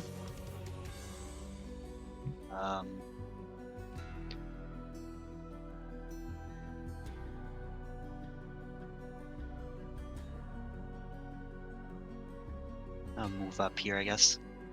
Yep. That's it. Alrighty. After Boosh, it is Traith who's gonna try and swing at this thing again. Oh, let's go. Hey, that's a pretty good roll. So he's gonna once again swing with his long sword.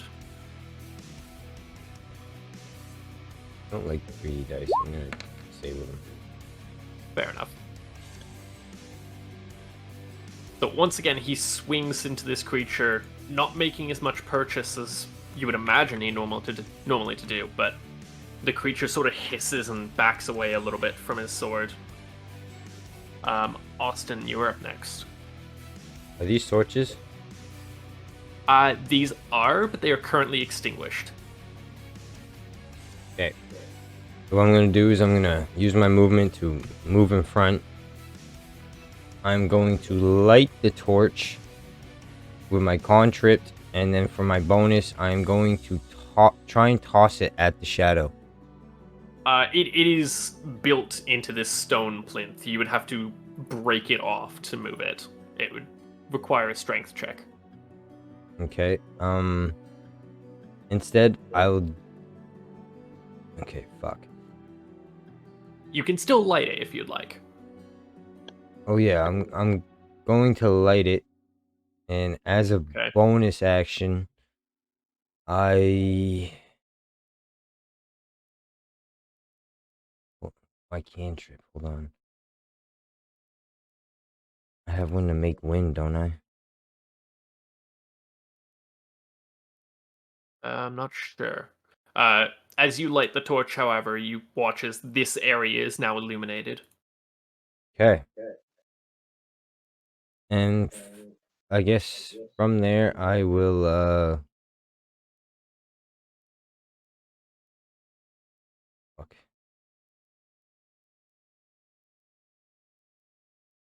I will use Ray of Frost on the white shadow here. Okay. Roll to attack, please. Oof. So you got a... I got a 4. Oh, blind me. So, that's a natural 1. Okay. Yeah, I'm. Oh wait, is that a reroll? No. Okay. No. You don't have your companion's ability. I forgot that was Justin's ability. Yeah. So, Boosh, how this works is a natural 20 is considered an automatic success, and on the flip side, a natural 1 is an automatic failure. So, how I operate it is on a natural or a natural 1, I will roll another d20 for severity. So, if it's a really high number, it's really severe, and if it's a really low number, it's not very severe, and you just miss. So I will roll for severity here. That is a 6. So, Austin, you fire this ray of frost, missing the creature, but sort of freezing this weapon rack behind it. Okay. Ray of Frost is a cantrip, correct? Yes. So that is your bonus action. You still have a main action. I still have a main action. No, sorry, you lit the torch from action. Yep. Yeah, I lit okay. the torches. So you have a movement. Yep. And Would you like to move anywhere? I will move over to the next pillar. Okay. Austin, that will end your turn, bringing us to Jocelyn.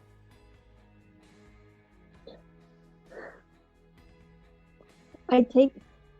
Wait. Hold on.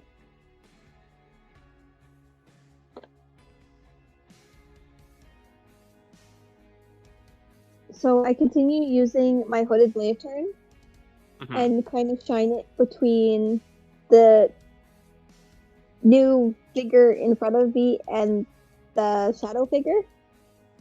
Okay. I'm gonna say since it is a hooded lantern, you would have to pick one target.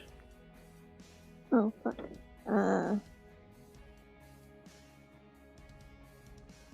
I keep my hooded lantern facing towards the black shadow, Okay. and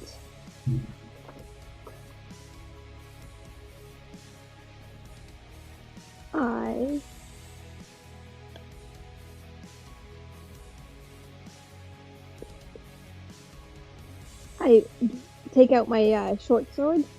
Okay. So you're now, as your bonus action, you switch to your short sword. Oh, so I can't have the hooded lantern out and the short sword. No, you're right. You're right. Short sword's one-handed. So yeah, no problem. So bonus action, pull out the sword. Yes.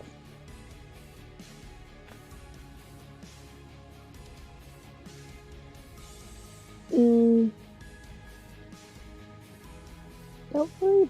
And I guess I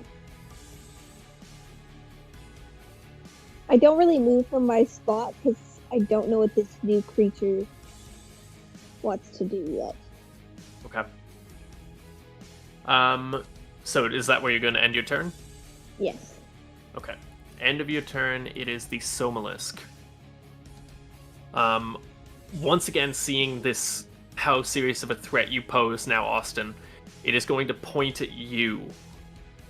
And you watch as the shadows begin to pull in and draw from every shadow of this cave and form up another being in front of you. This time taking the form of someone you recognize, Austin. You see a elderly elven woman in a sort of shadowy apparition. And almost with horror, you watch as the ghost of Gandalf's mother begins to rise out of the shadows, and with this gasping wail just points at you, accusatory. Okay. That once again ends the Somalisk's turn there. And I will roll initiative for this new ghost. It is a 5. Okay. Perfect, actually. Is that an enemy or? Yep. Yes, these are enemies as well. And Austin's old. His mom is really old and probably dead. Yeah, this Boosh, looking at this woman, this woman looks as if someone had like managed to live to the age of like 400. Like most of the flesh is gone at this point. It's just like hanging off in pieces. And the skeletal form is just pointing at your wizard and wailing. You got to clean your room, huh? Something like that. So, after this Somalisk's turn, it is the Shadow Spawn as it rolled in. Just high enough.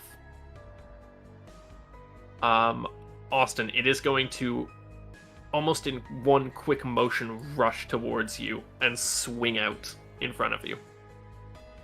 So I'm gonna roll to hit and find their stat block. Oh, come on. Everything fucking hits me. Problem of being a wizard, buddy. Sorry.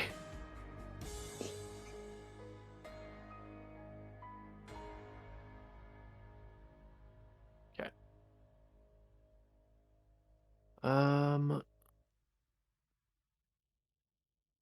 Where is the attack? It is not that strong.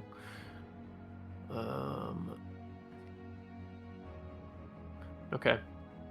So as it grasps out towards your chest, you watch as the hands begin to phase through you, and you feel this bone-chilling cold run up your body. You would take 4 points of necrotic damage. Or 4.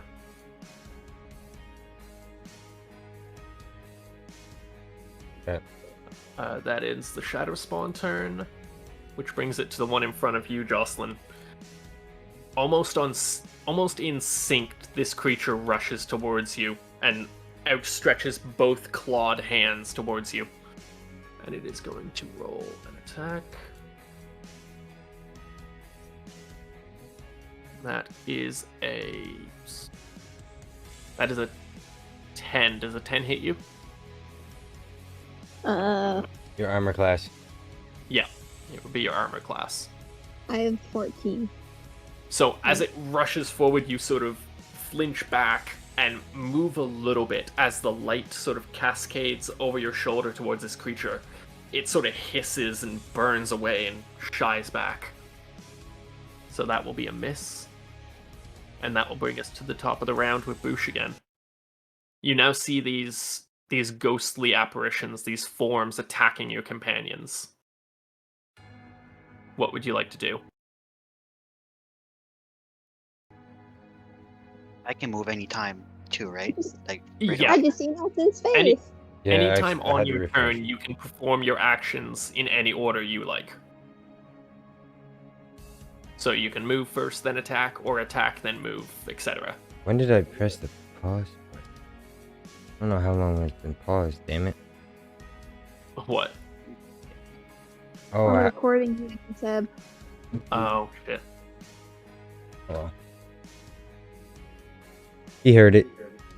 Yeah. So, Boosh, you now have 3 enemies that are accosting various members of your party. Who would you like to attack? Probably the frost enemy. So the one over here? Yeah. I'll label it. So yeah, there's yellow, orange, and then red, I guess. Okay.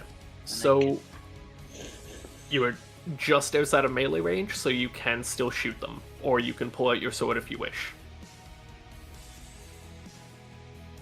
I can try my sword. Okay. I guess I have to move right here, right? Yeah, you would have to move closer to use your short sword. And then I'll use my short sword. Do I have to? So, I have to roll, right? it would be another d20 plus a plus 6. A d6. No, it's a d20 plus 6. D20. With 12. So that is a 12. A 12 is just enough to hit this creature. So I'd like you to roll me a d6 plus 4. So that is 6 slashing damage on this creature. As you slash out into this ghostly form, it seems this has more mass to it, for lack of a better term. As you strike, it seems to strike true, and you deal all 6 damage. So Go. you have a movement action since you only move 5 feet. Would you like to move anywhere else, or would you like to stay engaged? I will say, leaving combat like that, so long as the enemy still has a reaction, will provoke an attack of opportunity, meaning they will get to attack you or try as you run away.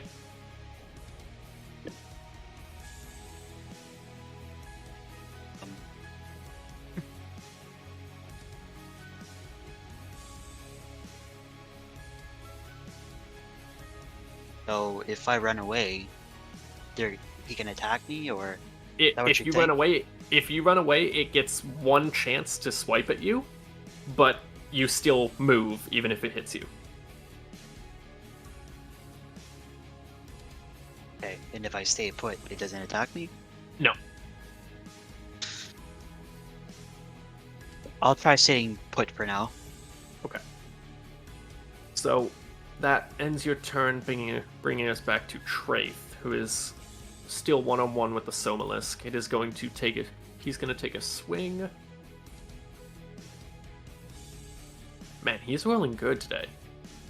Hmm. He doesn't want to die. After the last one, he doesn't want to die. I mean, that's fair. He got his ass handed to him last time. Yeah, notably, this creature hasn't struck anyone yet, which is still... It seems that is his main concern. He doesn't want to be hit. So that is a D8. Okay, seems to do less damage. Still resistant.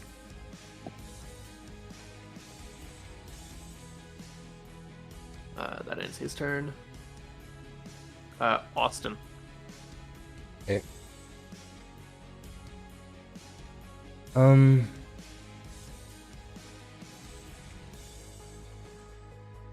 I am going to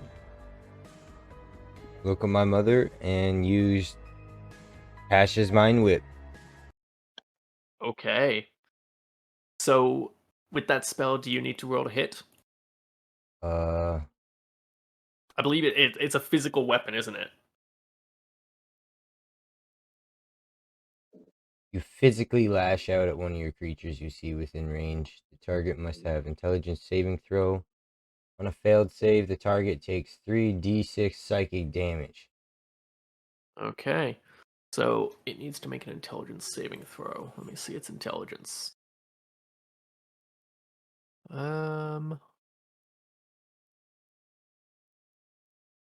On a successful save, the target will take half as much damage. Mm-hmm.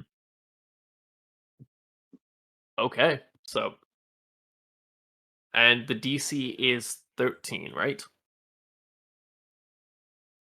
I think so, yep. Yeah. So a D20. That is a 16. So roll your damage, it will still take half. Okay, so 3d6. Hmm. Big boy spell. So you lash out for 5 psychic damage as this creature, this visage of your elderly mother just wails in agony, and it sort of flinches back from your attack. Okay. I will also move back a little bit here.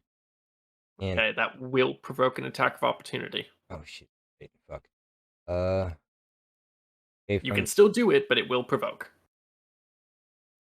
actually from there I'm gonna use my bonus action and use the cantrip Shocking Touch. Okay. Big turn. So roll to hit, please.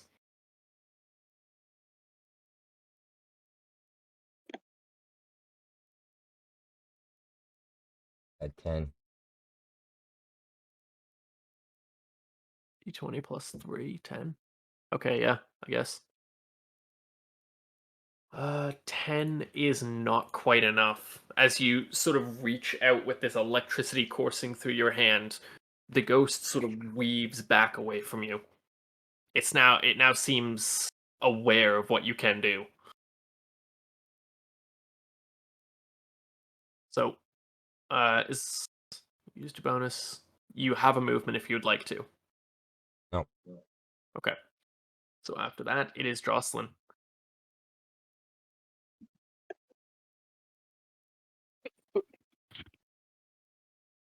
I have my lantern out. Mm. And it hissed back from me, didn't it? Yes. I'm gonna say for free, make me an intelligence check.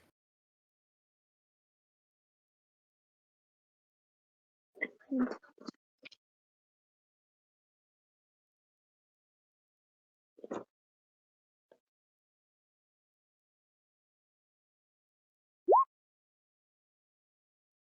Fuck my life. You're not sure whether it did damage or not, but it clearly didn't like the light. Fair enough. If I were the shadow, I probably wouldn't like it either.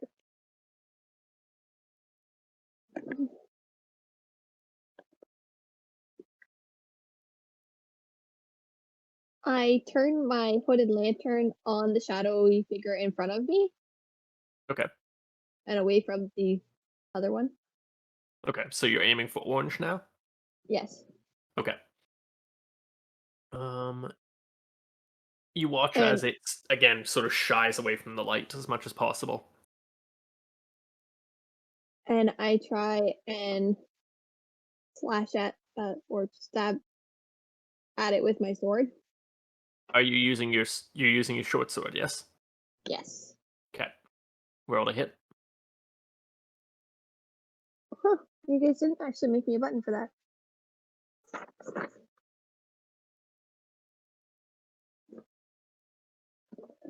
Hold on, I have the short sword. That is. So I need to roll a d20 and then a d6, correct? Yes. And with my d20, do I need to add dexterity or anything like that to that? Yes, you would add your dexterity bonus to it. Do I add my proficiency bonus or no? Yeah. Let me. Yeah, one because I'm second. proficient in Yeah, short. there is a button for your damage if you scroll over. So like you see the purple buttons at the bottom, right? Yes. If Oh, you short. hover, yeah, you should see short sword, short bow. Oh. So a 24 will definitely hit. And And roll your then damage for me. that's a d6 plus 3 piercing. You should just be able to press the button.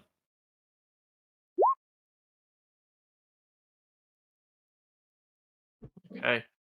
You slashed it for 4 damage.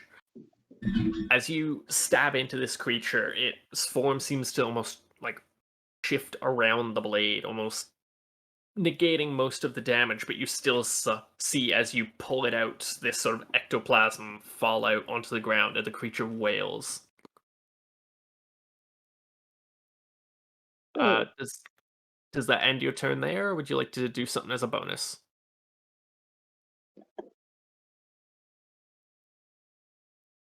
Or move, for that matter.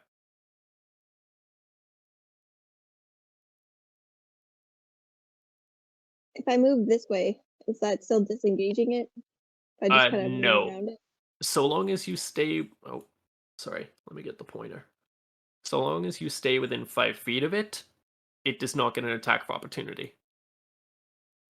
So if I move back here, it would, but not here. Okay. Yes. Then I move to its side, and I end my turn. Okay. Following you is the Somalisk, who is now having summoned its shadow spawn, going to swipe at Traith. That is a d20. That is a 9, which will not hit Traith, luckily. Thank God. As its bonus action, what's it want to do?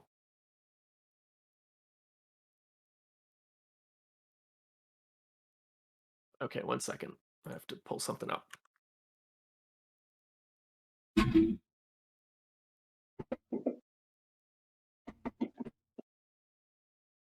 Sorry if this combat is a bit slow. There's a lot of moving parts at the moment. Yeah, we gotta kill some things off. Got to kill a lot of things off. Yeah. Okay, it has a range of 60 feet. Austin, I'll just give this for free. you watch as this creature's hand lifts up, and you watch as it begins to form almost the somatic components, the hand gestures for a spell. Okay. Just to drop it there, I think.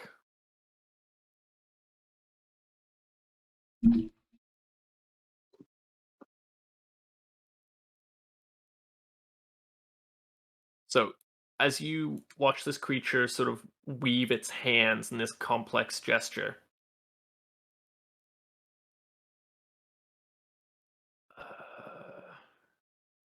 needs to expand to there. A cloud of darkness is dropped right here. And notably, you watch as it does so, the light from the torch is no longer present, as this is magical darkness. Fuck. And it is going to move as well and end its turn.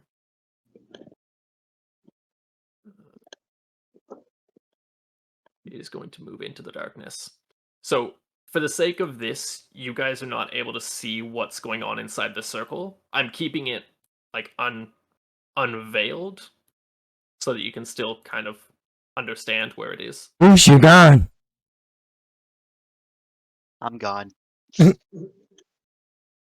Austin, your right half is gone. Like you're almost like for a moment poking a finger in the darkness and out, in, out, and it's completely invisible. I'm just worried completely because two of my teammates just friggin' disappeared. Yeah. So as that happens, that ends the Sunlisk's turn, bringing it to the Shadow Spawn. Yellow is gonna swing at you, Austin. Now seeing the shadow behind it, sort of energized. Jesus. So that will be. It sort of grabs at your shoulders again with both hands as you once again feel this icy cold necrotic energy course into you. That is 6 points. As it sort of grabs your shoulders and just screams in your face. That ends that, and the other one is going to try and swipe at you, Jocelyn. As I find another song to put on. No, that's not it. Fuck it, we'll put this back. So, Jocelyn, this one is going to swing at you once again. It's an 8. 8. No, wait. An 11 doesn't hit you, right? It's a 12, isn't it? 14. Shit, even better. So it once again sort of tries to strike at you, but can't make purchase. Boosh, it is now back to you. As this giant bubble of darkness has just appeared around you. I'm gonna say if you try to move, you will have to roll a d4 to determine which direction you are moving, as you are completely disoriented in this circle. But you can still just barely see the arm of this ghost if you'd like to strike it.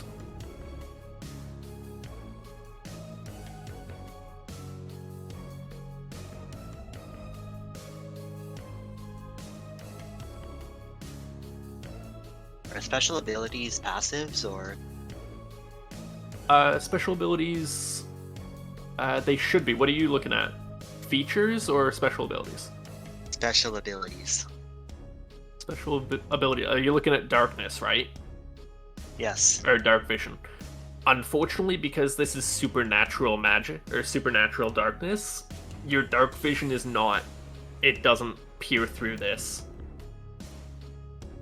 Unfortunately. Ordinarily, like exploring the cave, you didn't need a torch, you didn't need anything like that. But this is sort of a malevolent magic. K.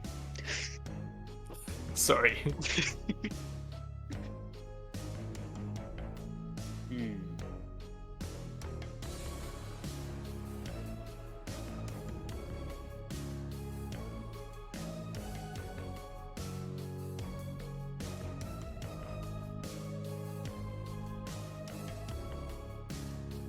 I can try thunderclap.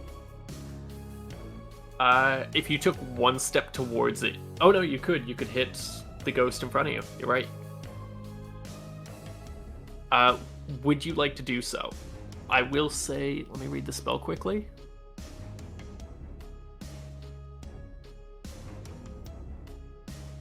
Because your companion is near you, that would hit you, or that would hit him.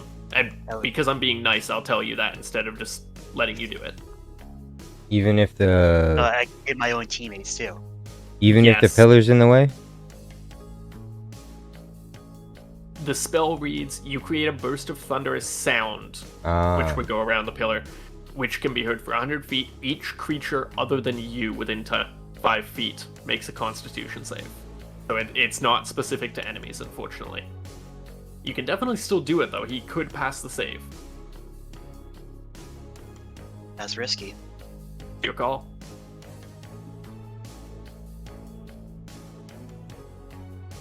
And then curing, it's a cure and work on my teammates as well, or? Yes. That would be like you'd reach over and touch their shoulder and you'd be able to heal them. Okay. And I'm gonna say, since you're right there, you could just grab Austin's arm quickly. That's what I was thinking. I think I'll attempt to heal Austin. Okay. Because he is a companion, I don't assume he's going to resist the healing. I resist. I So- don't want. No, I'm just kidding. Okay, I'll let So- you die then. So, alright. Alright, Boosh. I need you to roll me 1d8 and add 3 to that. Is that what the numbers 2, 3, and 4 for, or? No, that would be individual, like, dice. So, like, 4 d20s. Oh, okay, so D. I'll take it. D8? 49 health. Fuck off. What you can do if you don't like the buttons is you can type / roll, whatever dice. So 1d8 plus 3, and it will do it that way and calculate. It's really just what you rather. How do you do that? The little chat bar at the bottom right. Type / Oh, you have roll to actually type 1d20. it. Yeah, and then it's the number 1 letter D 20 plus Too lazy. whatever. Too lazy for that. Yeah, then the button works fine. D8, you said? D8, please. Shit. So, Austin, you heal for 4 points. It's still like half your HP, but still. Oh, fuck. 10 plus 4.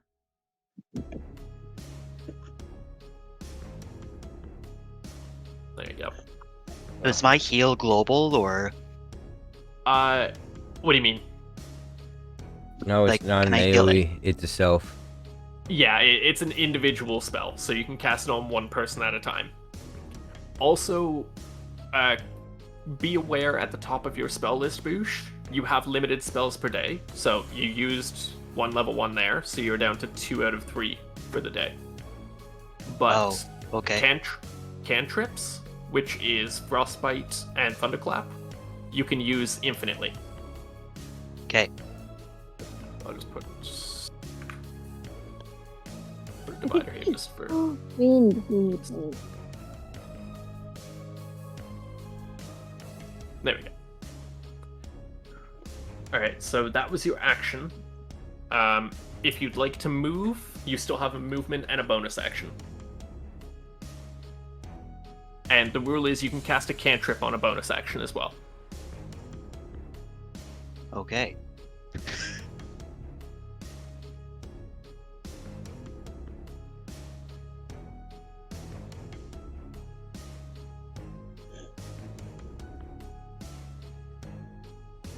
And I can't, like, use, like, a base attack?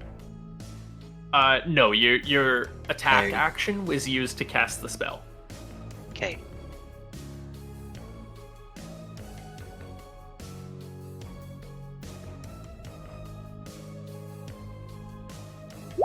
Oh, come on, that was misspelled or misdone. So, is there anything you'd like to do to end your turn, Boosh? I'm trying to think. No worries, sorry. Um.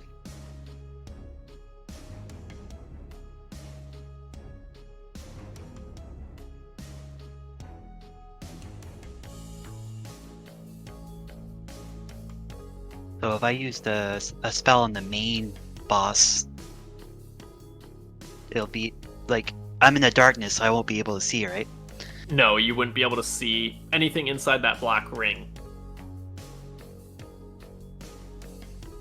So, like, the only reason you could cast a spell on Austin is because, I'm gonna say, like, he was close enough you could feel him nearby. Like, you just swung your arm and hit him in the shoulder.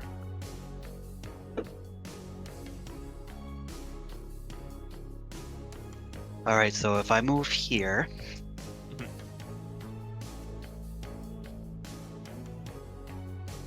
And if I use Thunderclap, I won't be able to hit Austin, right? That is correct. Alright, let's do that attempt. Alrighty.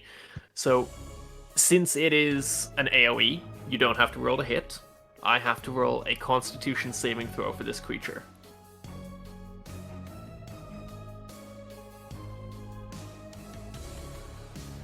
And on a 10, that is a failure. So roll me the 1d6, I believe it said. D6 for. I roll a D6? Yeah, you roll a d6. Oh my god. Damn. Sorry, man, that's just bad I luck. might recommend refreshing your screen. Yeah, maybe refresh. It might be stuck on low numbers. Refresh the entire page? Yeah. Yep, you'll join right back You'll in. come- Yeah, you'll join right back in. So, Austin, you hear this, like, cacophonous, literally like a thunderclap in front of you. You feel this noise, this sound in your chest, as the creature in front of you wails in pain and almost recoils from behind. Okay. Up next is Traith, who he's got to make a decision. Is he going to run into the darkness or assist Jocelyn?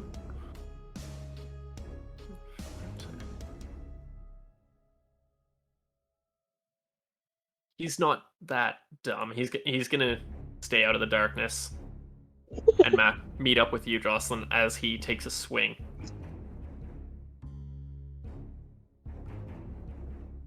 That is enough to hit.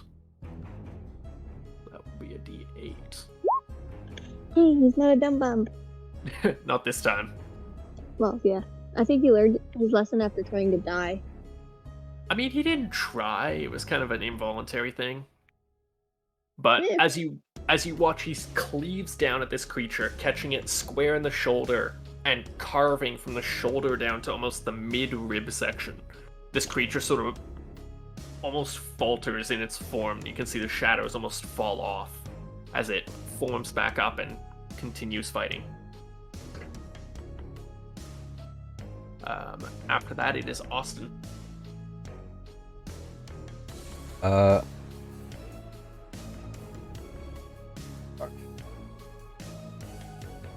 Try to move away, I'm gonna get a hit. And if you move into the darkness, you'll have to roll a d4 to determine which direction you move from then on. Once you're in that radius, you're completely disoriented. I'm gonna use Ray of Frost on yellow. Okay, roll to hit, please.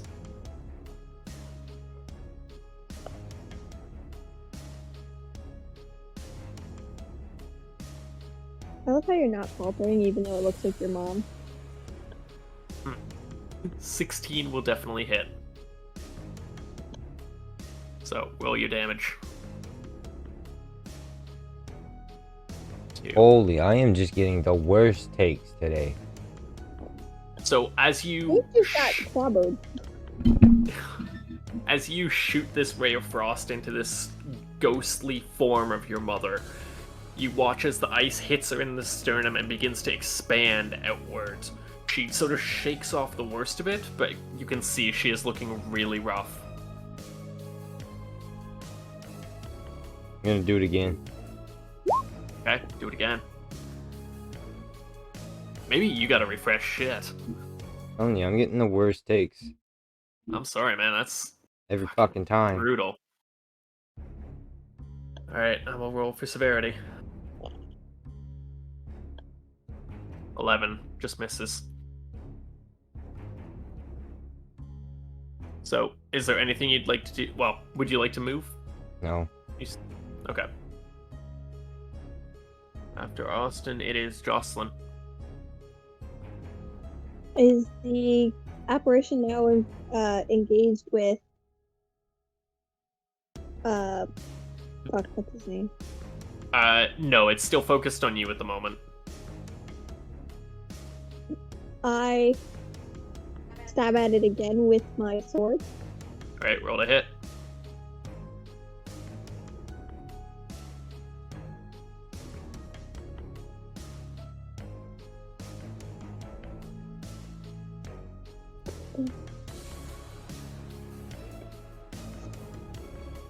And that is with my dexterity.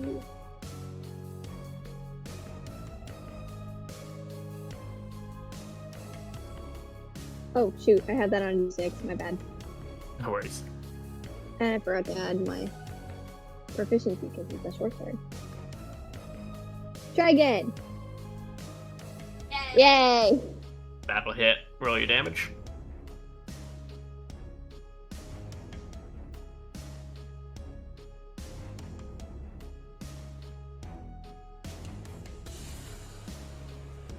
That's with my persistency as well, right? No, it would be the dice plus your dex. You mean my piercing? My pesky Yes, piercing? yes. Okay. So as you stab the dagger into this creature, you watch as the form begins to shift and destabilize and just it fades back into the shadows. Seems you've managed to kill this creature. I take my additional and go over here, and I have a bonus action, correct? Yeah. Is that just moving? No, you can move 5 feet, you can switch to a different weapon, you can use a potion or an item, and you can, like, sort of shout and give, like, speak to a companion, shortly. So I move 5 feet, and I take out my tinderbox and light the torch. Okay. I'm gonna say, since it took an action initially, you can take out your tinderbox and be ready to light the torch, but you'd have to light it on your next turn. I would say Okay. you could use this bonus, and then next turn's bonus to do it. I will do that then. Okay. So after that, it is the Somalisk. It, being a creature of shadow, unfortunately does not have issues with this darkness. It's gonna go... They're equal distance. I'm gonna roll even or odd. Either it's going for Boosh or it's going for Trafe. So, Boosh, even or odd. Even. Okay, lucky day. It's going for Trafe. As you see, Jocelyn, the shadows, like this, in this dome, it begins to extend out beside Trafe, and you watch as the arm and upper head of this creature reaches out and begins to, like, claw at your companion. Fuck. That is a 20. Oh my god. Okay, this thing can't hit for shit either. So it will miss as Trafe just sort of dodges. Spawn 1 is dead, so this ghostly apparition in front of you, Trafe, in front of you, Boosh, sort of whips around to look at you and goes for a swing.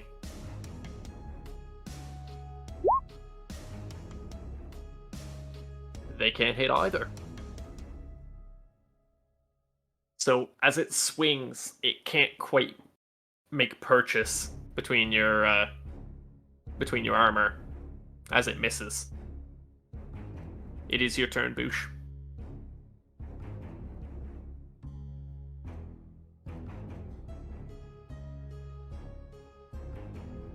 I'll try the short sword again. All right, roll to hit. Which dice is it again? You would roll a d20 to hit, and then if you succeed, you'll roll damage. Hey, so that is a natural 20. So that is a critical hit. What you'll do is roll double the dice. So roll 2d6 and add your bonus twice. Bush just got a natural 20 for the second time in a game. Oh. And my bonus hit is what again? With the short sword, it will be you'll roll 2d6 plus 8. Okay. What did you send me, Tristan? Did you see the Discord? Check out general chat in the Discord. Oh. That's 12 and 13. Okay, so 4, 9, 25. 25 total? Let me get a calculator. You hate to hear it, but let me see.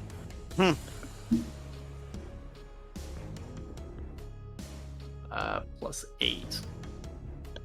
So that's 17 points of damage. Austin, you watch as your Elven Ranger companion stabs straight into the core of this creature's being, and you watch as it just almost curls inward, almost imploding, and just pops as the shadows return to their regular form underneath the items around you.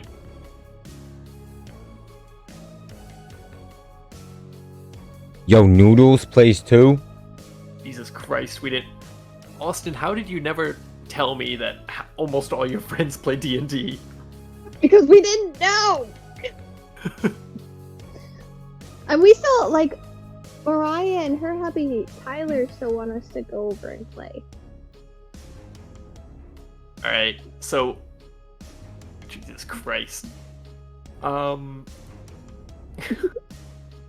Boosh, you just killed that creature there. You still have a bonus action and a movement.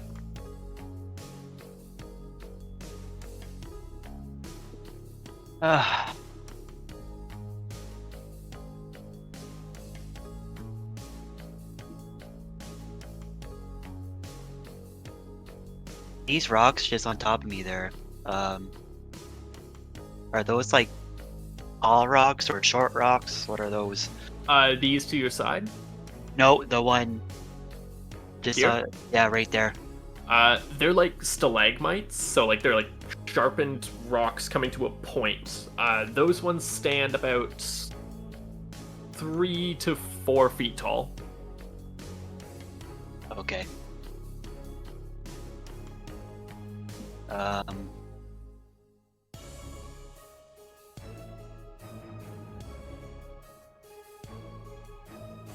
So I move up 2 and I think right 2. I won't be hitting the rocks. I won't be stepping on the rocks there, right? Where? Like here. No, you could get there. Okay. I'm not a ranger. I am a ranger.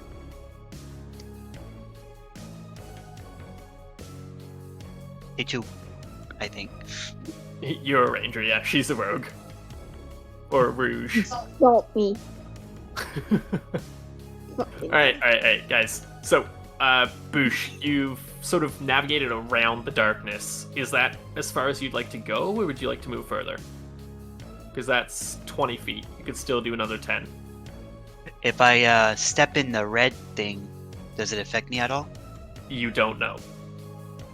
You could step over the corpse as well, but you can see he's still kind of laying there dead. Would anything happen? You don't know? Alright, I'm making the attempt to walk here. Okay, Right so there. you sort of hop over the corpse. For the sake of this, make me a dexterity check. So roll a d20 plus your dex bonus.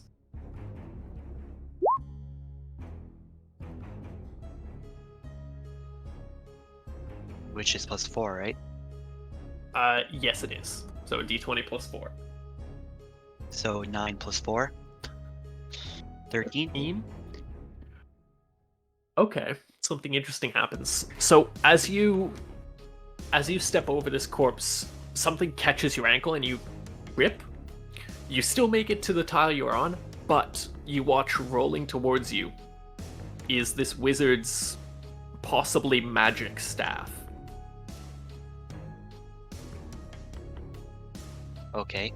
I'm gonna say if you would like to, you could pick that up.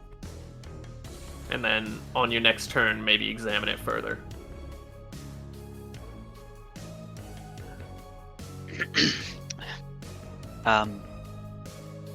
Why not? I'll pick it up.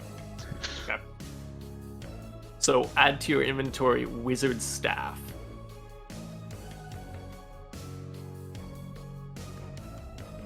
You should be able to just write it down in your inventory pretty easily. Yep. I think you have editing rights. Yeah, Yep. okay. Alrighty. So after Boosh, it is Traith, who now seeing this creature is gonna swing at it.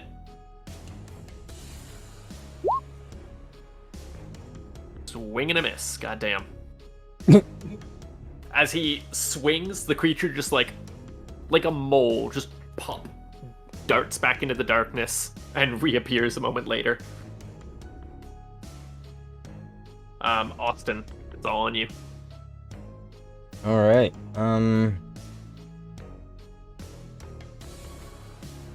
You've just watched your elven companion circle around the darkness. Okay. No, I didn't mean to do that. Okay. Fuck. Unfortunately, it's a smart creature. Like it's not dumb. Could I use a cantrip to puff away like this smoke right here?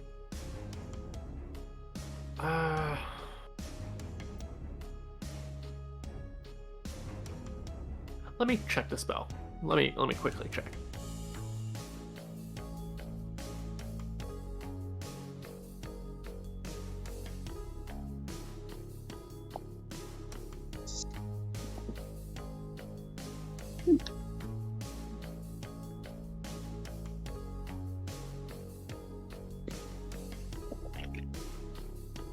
Who is it?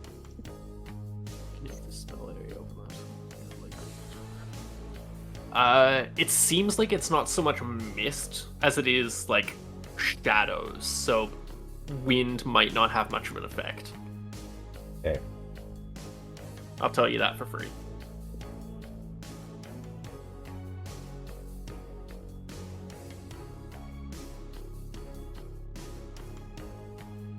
I'll have 30, so I guess I'll move for now. Move Okay. to here. Yeah, that's 30. Okay, so you'll just get up next to the elven wizard. I'll say, since it's all happening at the same time, you see Boosh picking up this staff the wizard seemed to have dropped. Okay. And I'll take it I can't see him yet either. The enemy? Yeah. No, you can't see him in this. Actually, give me a fucking second. Oh, okay.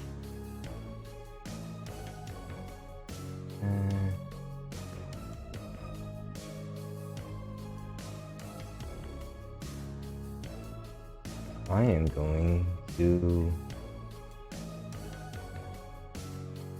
do the spell as a ritual. What spell? Expeditious retreat. Okay, how long does the ritual take? Because usually ritual casting is like 1 minute to 10 minutes. It would be cut in half by 80% with the Order of Scribes. So what is the original time? I don't even know. I was just making it a ritual. Okay. If- Rituals are good. If out of anything, combat. I can cast it instantaneous like this. Yeah, you might have to burn a spell for it. I'll look it up so we know. But this way I can still move as a dash in my bonus action and get closer. Okay, expeditious retreat, casting time. Alright. Okay, so it's a bonus action, so its casting time as a ritual will be 1 minute. Unfortunately, because of how combat works, 1 round is 6 seconds, so that would be 10 rounds. Okay, no, that's fine. I'm just gonna cast the instant then. Okay. And then I'm going to dash for my next turn, or my bonus action. So how far is that? It is your movement again, so 30 feet. Perfect. And because you're friendly, you can occupy the same space moving as another companion. You can't stand on top of each other, though. Okay. I will move back here to give them cover. Okay. And that will end your turn. Yep. So, up next is Jocelyn.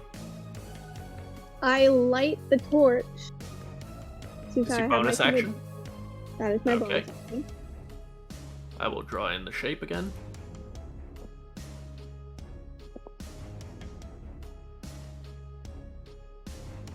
So this area is illuminated.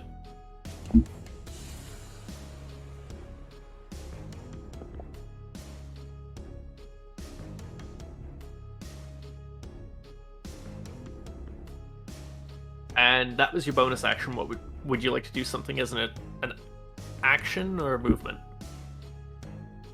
Okay, I have 25 feet to my name, so.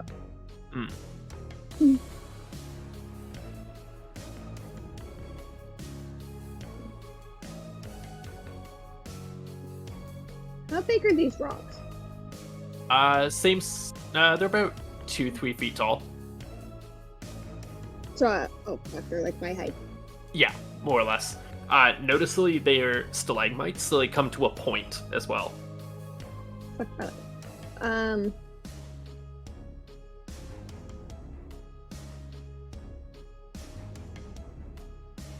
Okay, 2.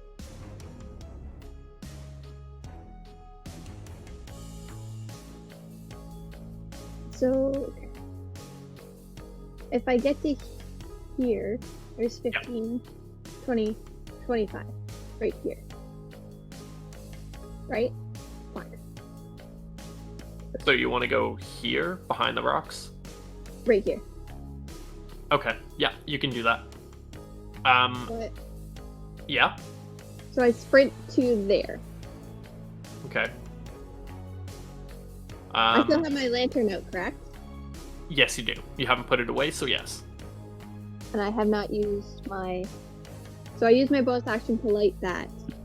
I sprint there. Do I have anything left?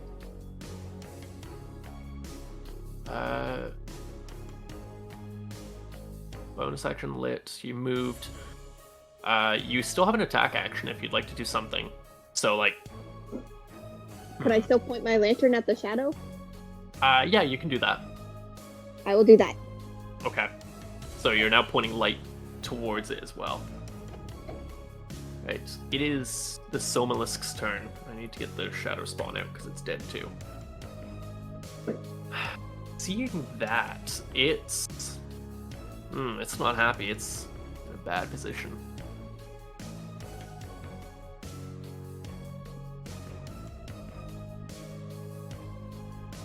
It's concentration. Okay, so you guys watch as it again begins to weave the magic in its hands, and you watch as this disappears. This bubble goes away, but just as it does, you guys sort of like wipe some sweat off your brow. It reappears, centered on the party. Fuck. It did go over the torch. It did. This is this is supernatural darkness. It will envelop the dark, or envelop the light. Sorry. Not the torch I meant, but sure. Ah, Nothing. sorry. Okay, I don't understand. Sure. So that's its action. It can't do shit as a bonus, so that ends its turn. Boosh, you're now completely enveloped in darkness. Damn it. Because you and Traith are still within 5 feet, you are allowed to still swing at the creature, but it will be made at disadvantage. So you will roll twice and take the lower number. Tristan, quick question. That's if Yeah, what's up? So seems how the darkness circle is no longer on the torch or Austin originally lit at the beginning of the game. So is that torch still lit or was it put out? Yes, it would be. You're correct. Thank you for reminding me. So that would be which torch? The one we it lit would at first? be The original one, yeah. Oh, shoot.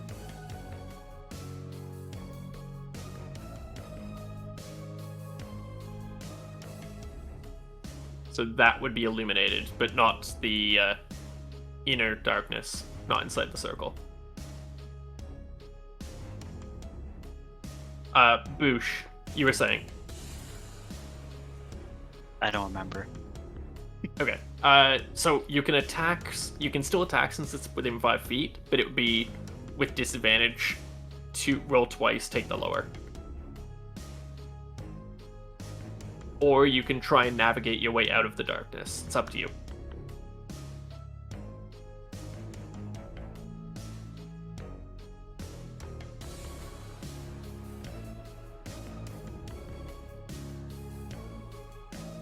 And if I move, wherever I move, I have to roll. Yeah, you would have to roll a d4 to navigate your way out of the darkness.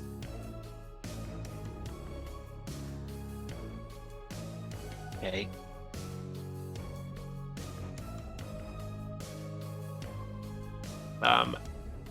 After this, it is Traith then Austin if you'd like to start making plans.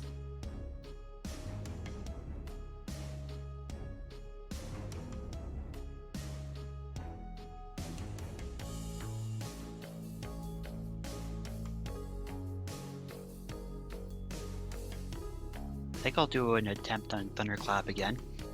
Okay. So it needs to make another Constitution saving throw. D20. Oh, fuck. Yep, that'll take the damage.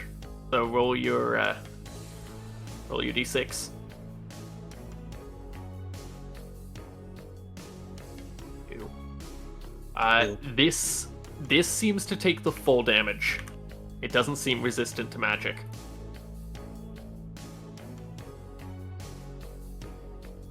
Sweet.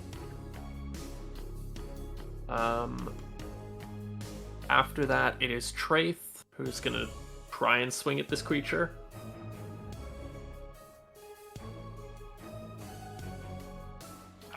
He can't make purchase though with this darkness. Oh, and shit, wait. Because he was hit with Thunderclap, he needs to make a concentration roll.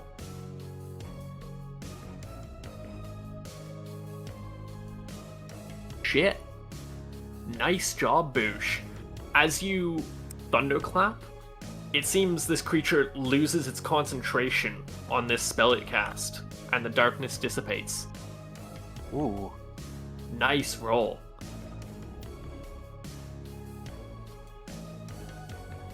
So it is back here, and it is in the center of light. Alright, so technically Traith wouldn't have disadvantage. He would have got a 10 plus... Is that enough?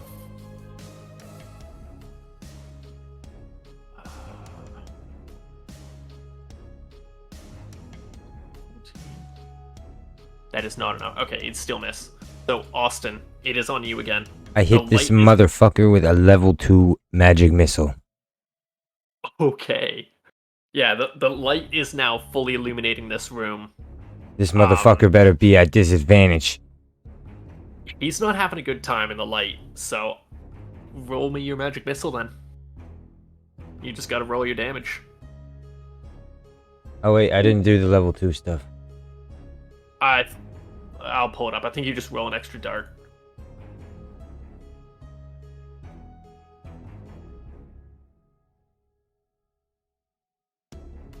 Magic missile. At higher level, when you cast a spell using a spell slot of 2nd level or higher, the spell creates 1 more dart for each level. So yeah, 1 more. Nice. It's a 17 damage, boys. Fucking A. Yeah, Three natural force. fucking nice.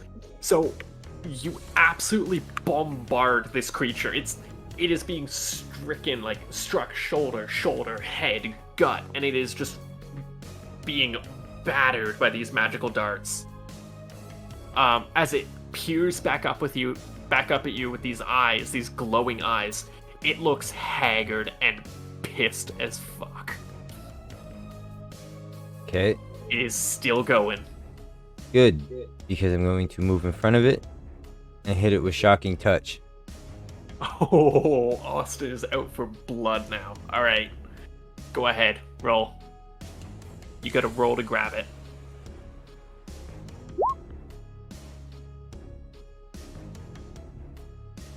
And because it's in the light, you have advantage on this attack, so that's a 16. That hits.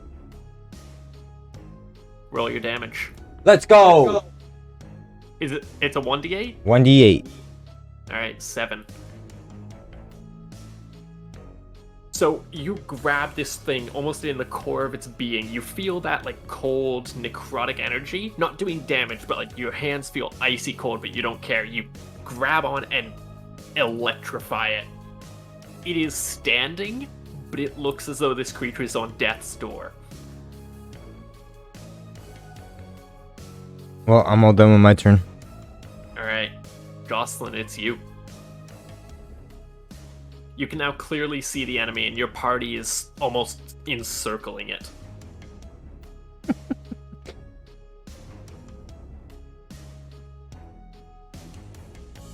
What would you like to do?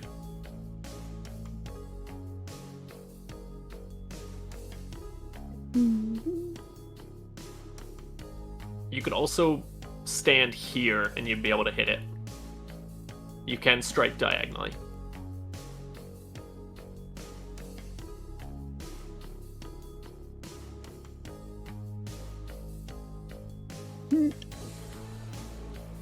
Or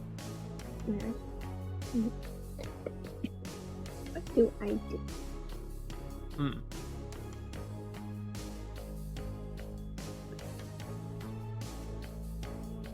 I can still try and escape. I light this torch. Okay, another torch.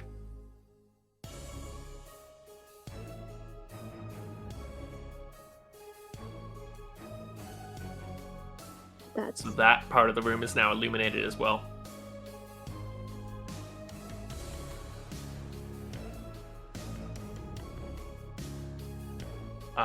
That was your action and your bonus action to move it. No, yeah, you did move. So bonus action and action. You still could move again if you'd like.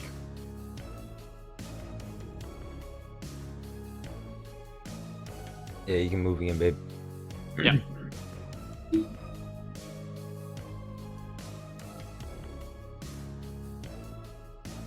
all right. you like- How much movement do I have? You still have 30 because you only took a 5-foot step. Or 25, I guess, not 30.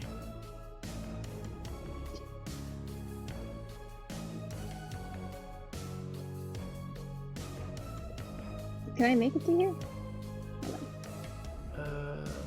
Measuring tool from here. Yeah, definitely. You can get 15 feet down. 5. Yeah, you can make that. I pull out my short sword again. Alrighty. And you're ready for next attack, or next round. Yep. As it is now the creature's turn. It seems frightened. for all intents and purposes, you guys can all see it is now seemingly frightened and afraid.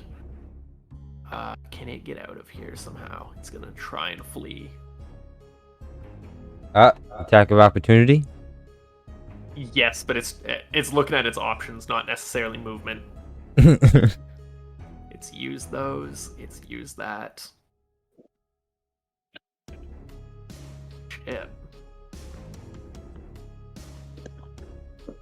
It's gonna take a swing at you, Austin, in sheer desperation. What about desperation? In it, as a last-ditch effort, it's gonna swing at you. Doesn't hit. 12 doesn't hit. Nope, I'm at 13. I do believe. Let me bring it up just to make sure. Please do. Oh, I guess I'm at 12. Sorry. Okay, no, that's fine. So, as it grabs you, that will be... What is the bonus? That will be 3 points of necrotic damage. I was gonna say, isn't Austin's hand still in its chest? No. No, he pulled his hand back. And that's all I can do. That's it. Top of the round. Top of the round. What's up with Boosh? What would you Message like to do? that.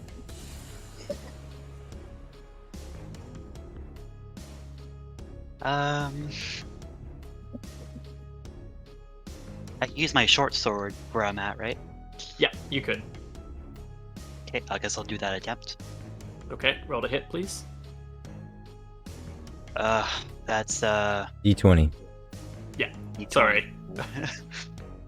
It's a D20 plus. Oh. Fuck. So that is your first natural one for the night. I will roll severity. If only you were halfling, Boosh. Oh, you son of a bitch. That is very severe. So, Oh no! Boosh, roll your d6, please.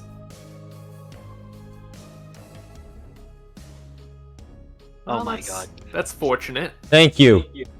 Austin, you take 5 points of slashing damage as Boosh, you swing wide as this creature sort of dodges, and you keep swinging and end up catching Austin in the ribs.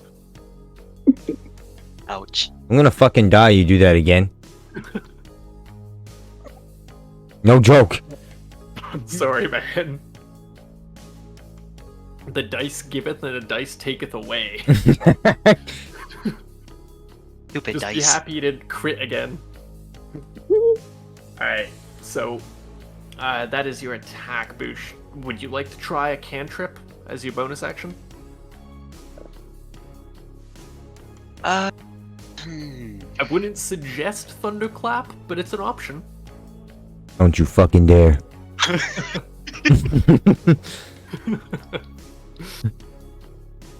Death's knocking at both mine and his door, okay? But Frost- you do have Frostbite. Frostbite wouldn't hit my teammates, right? No, it is a touch spell. So you would just reach out to the creature and cast it. Okay, let's make that attempt. Alright, so it needs to make a Constitution saving throw. It has been notoriously awful at these. And it continues that streak. Oh. So please roll me another d6. Yes! Nice. With the crit. Okay. So, as you reach out and grab this creature by the core, like it's almost where its heart would be, the core of its being, you feel this cold, icy energy form out. And as it does so, this creature freezes in place. You guys have taken out the Somalisk. Let's go. My god. Nice job, guys. Nice goddamn job. Holy shit. Fucking A. The moment that moment the light showed up, fucking Gandalf was like, "This motherfucker's about to get his ass beat." Yeah. As soon as the darkness was gone, you guys all just swarmed him like bees. Like, fuck. Let him get up. Let him get up. Alrighty, guys. Holy shit. Good job. Alright. So, now that the room is lit, Jocelyn, actually, all of you make a spot check, or a perception check, please. What's that? You should see in your skills. Let me go to your sheet. It'll be a d20 plus your skill if you have it. Oh So- yeah. Right here, below attack, or below languages and between feats, you have a +5 to perception. So you'll roll a d20 plus 5. Oof. Y'all blind as a bat. So that What is, the fuck? I mean, hey, it turns from a 2 to a 7. So he's got points there. Yeah. But Austin, is that a nat 20? No, it'd be green. No, That's no, it's not a top nat 20, but it's a 20. Okay. And Jocelyn? I got a 10. 10. Okay, both you and Austin notice at the back of the room, on one hand, there is a chest, and on the other, you can see a pile of papers, notes almost, on top of this crate here. On top of here. Did someone say knowledge? Knowledge indeed. Gandalf just takes off. Okay. I take off Boosh. towards the chest, of course. Okay, Can I search see if there's anything special here? just one sec. Boosh. Because you have the skill survival. I ordinarily allow players to essentially scavenge off of the creatures they kill. Let me ask you this. Have you played Monster Hunter? No. Okay. You, with a successful survival check, could possibly scavenge part of this creature to be used as maybe a component in the future, maybe making an item. Would you like to attempt a survival check? Let's do it. Alright, roll me a d20 plus 5. That is a 19. Okay. So, as you sort of approach this creature and, like, sort of chop it up, most of it is incorporeal. So, like, you take your knife and you try and cut the arm, but it just goes through like it's a shadow. Mhm. But the one thing that seems to be solid are these 2 luminous eyes. So, you are able to scavenge the eyes of the Somalisk. So, you can add that to your inventory. That's 2, right? 2, yeah.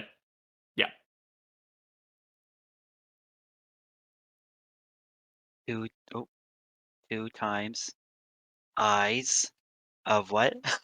I'll just spell it out for you.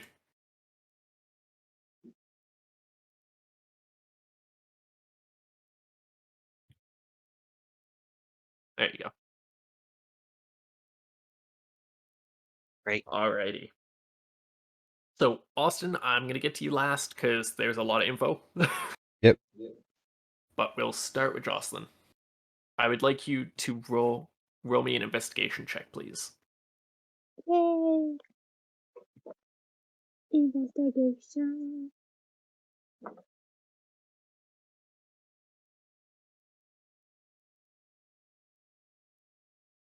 $18. Okay.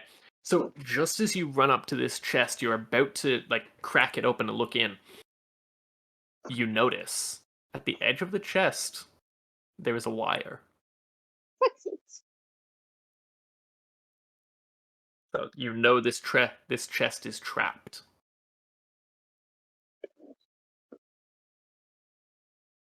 I'm gonna need a sleight of hand if you would like to try and disarm this trap. And I would. Because my thief tools are my proficient. It's a +7 on my sleight of hand. So 5 plus 7. Okay. I said that wrong. 5 plus 2 makes 7. English, Jocelyn. 18 again. Nice. Okay. So, as you attempt, you sort of fiddle with the wire, sort of holding it in one hand and cutting it in the other. You gently let go of the wire, and you manage to disarm this trap.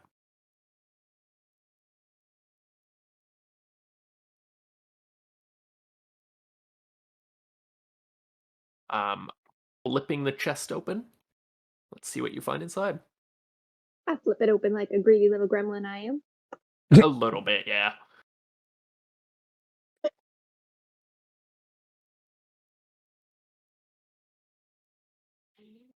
All right. Let's see.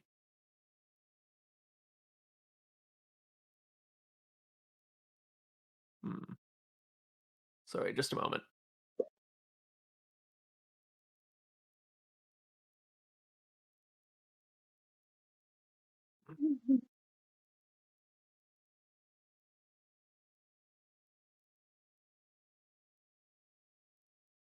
There we go.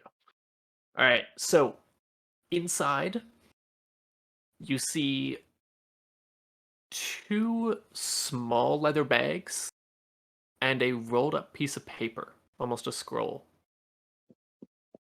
Which do you grab first? There is a large bag, sort of the size of a large candle. There's a small bag, but the size of a wallet, and there's the scroll.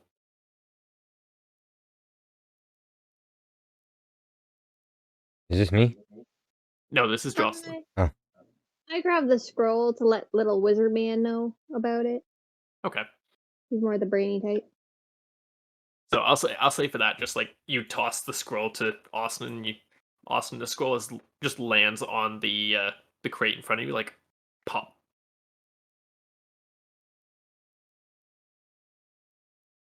Then I grab the little small bag. A small bag. Okay. As you open the little small leather bag, you see 3 gemstones. Or sorry, four gemstones. So have you got your notes ready? Yep. You find an iolite, IOLITE. IOLITE. Yeah. You find What size? small. Okay. You find another small moonstone.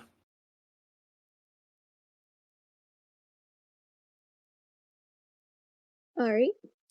You find a large peridot, about the size of an apricot. And you find 2 pieces of polished quartz. I'm going to say roll me an intelligence check.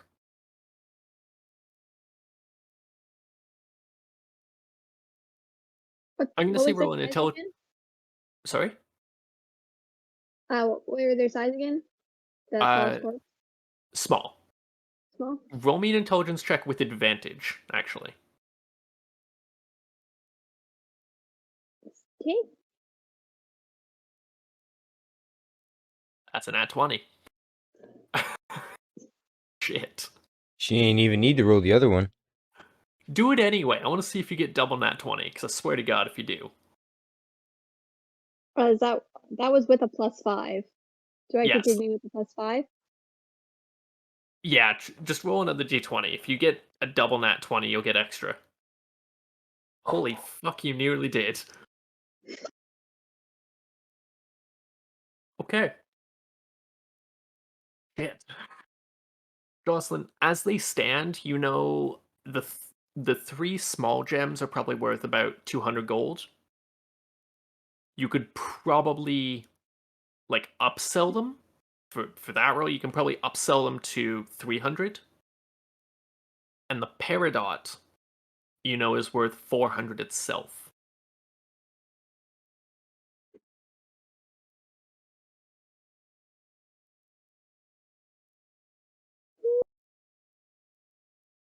Now, I suggest sharing loot among your party.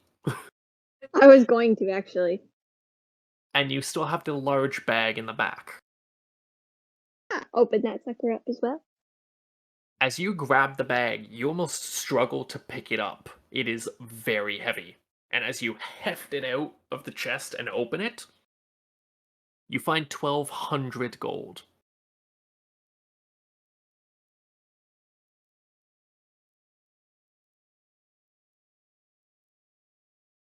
And that is all that's in the chest.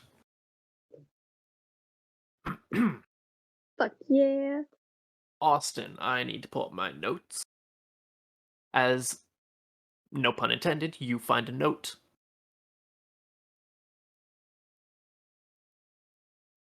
Kind of no. Oh, I can't copy paste. Alright, I'll just have to read it out to you. So you find a small scroll in the pile of notes that is sealed with it is sealed with a wax seal of a black spider. And the note reads, Lord Iona, Ierno, my spies in Neverwinter tell me that the strangers are due to arrive in Phandalin, the town you're in, Boosh. They could be working for the dwarves. Capture them if you can, kill them if you must. But do not allow them to upset our plans. See that any dwarven maps in the possession of these are delivered to me with haste. I'm counting on you, Iarno. Do not disappoint me, Black Spider.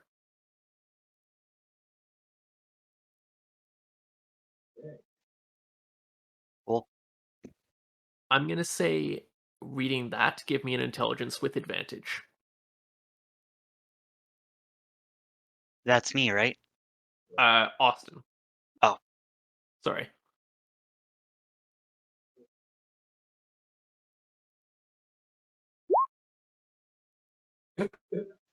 Cool. 21. Nice.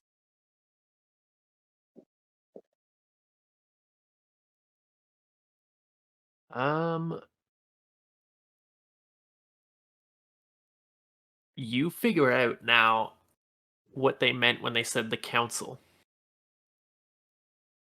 This reminds you, for whatever reason, it reminds you of, between this and the Spellforge, it reminds you of an old story of those people that seem to organize around and operate the Spellforge.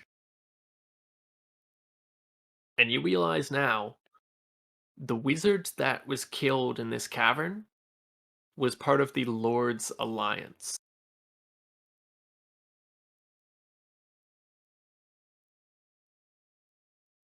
And because you got over a 20, you remember something you heard in passing about the Lord's Alliance a year ago or so, but still relevant. As you remember someone talking about there being a lord in Cragmaw Cave.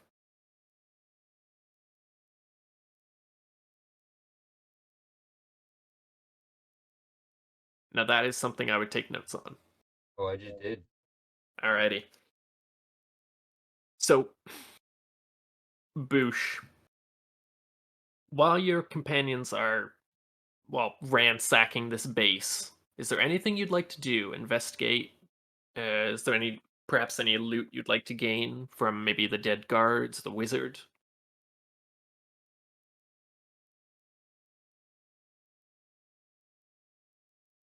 Um,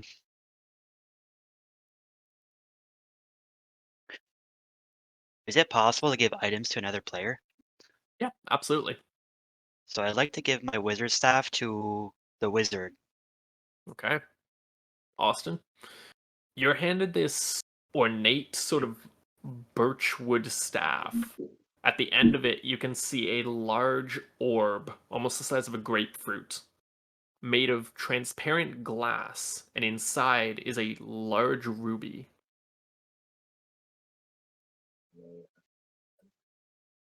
Do you cast Identify, or would you like to use Arcana? Arcana. Arcana? Roll me an Arcana check then.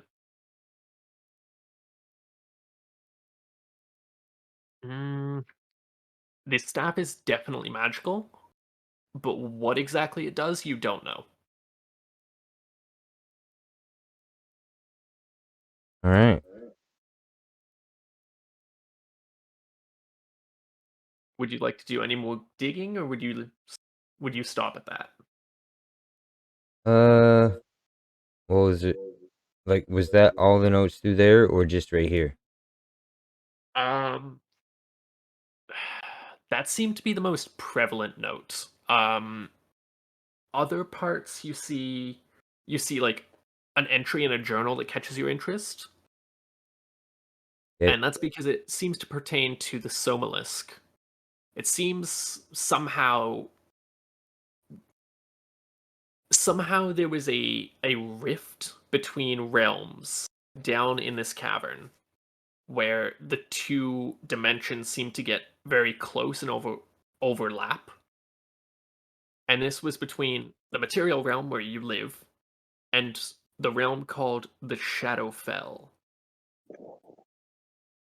It notes that the Somalisk is a lesser shadow demon from the Shadowfell.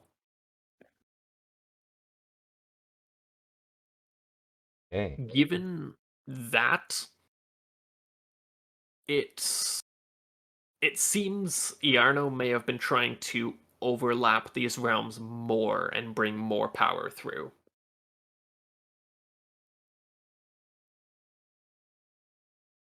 But um, other than that, I will message you the rest of the notes because there's quite a bit here. Yep. But yeah, until then, you are handed this very nice staff. Okay. So that gets out of the inventory. Yep. Yes, add it to yours then, Austin. Already did. Mhm. If that's all for that there is for looting here, then I'm gonna probably come down here. Okay, I don't know what this stuff is. If it's fruit or gold. it's produce. Uh, They're mostly carrots. all right, then I'll search the barrels. That's only because you want something to drink. You're drunk. Roll me an investigation check, Austin. Just did. He was 16. drunk for the remainder of the trip. Sure enough, on top of these kegs, you find a number of wooden tankards and a spigot sticking out of the keg. Oh, thank God. I haven't had a drink in a few hours. And after this demon, I could use a drink. Downs 2 of them. Oh my god, make a constitution check, please. Oh jeez. you It's drunk. And he's tipsy. God damn it. don't call me Gandalf the drunk for nothing, Bios. Alright. Is there anything else any of you would like to investigate in particular? There's a weapon rack there. You mean the one covered in ice because you shot at it? Oh, that was me. Oh yeah. You can still You could try investigate it if you like. I was like, you could still try, but just so you know. Oh, there seems to be a chest right here. Is it frozen too? I don't think so. No, it is not. I guess I'll go search up that chest. Alright. I have to walk over it, I guess, right? Yep. Yep. And Make me a investigation check. It should also be in your skills, if you have it. skills. I don't have it. Okay, so roll me a flat d20 then. Just the d20. There you go.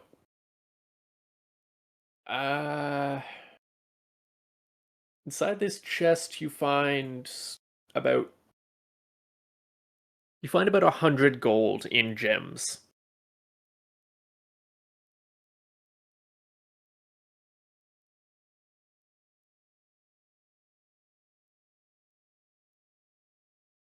$100 gold in gems. Yeah. So, like 100 gold's worth of gemstones. And how many gemstones would that be? You find about 4. Add 4. Add 4 azurite. Or what? I'll type it in the chat.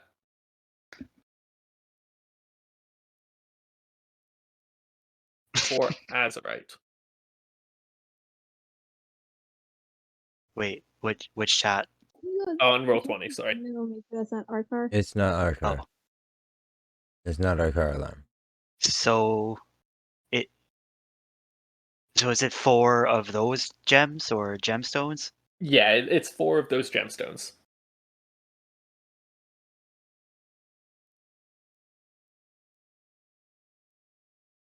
All right.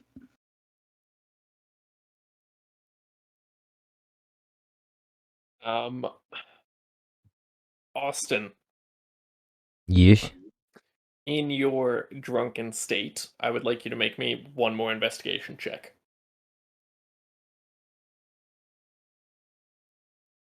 14. Okay.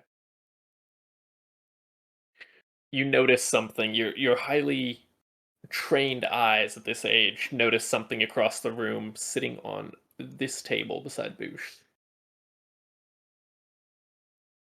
Well, I walked over and go look at it.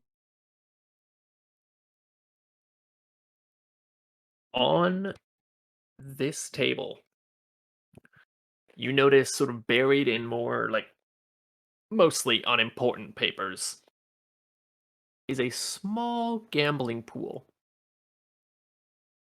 And while its size may seem disappointing, as there's only about 10 or so gold coins, you notice underneath it is something of interest. You sort of brush the coins aside. You find a small star ruby. So it's such a finely refined gemstone that it actually forms a star of light inside of it. Hmm. Make me an intelligence check.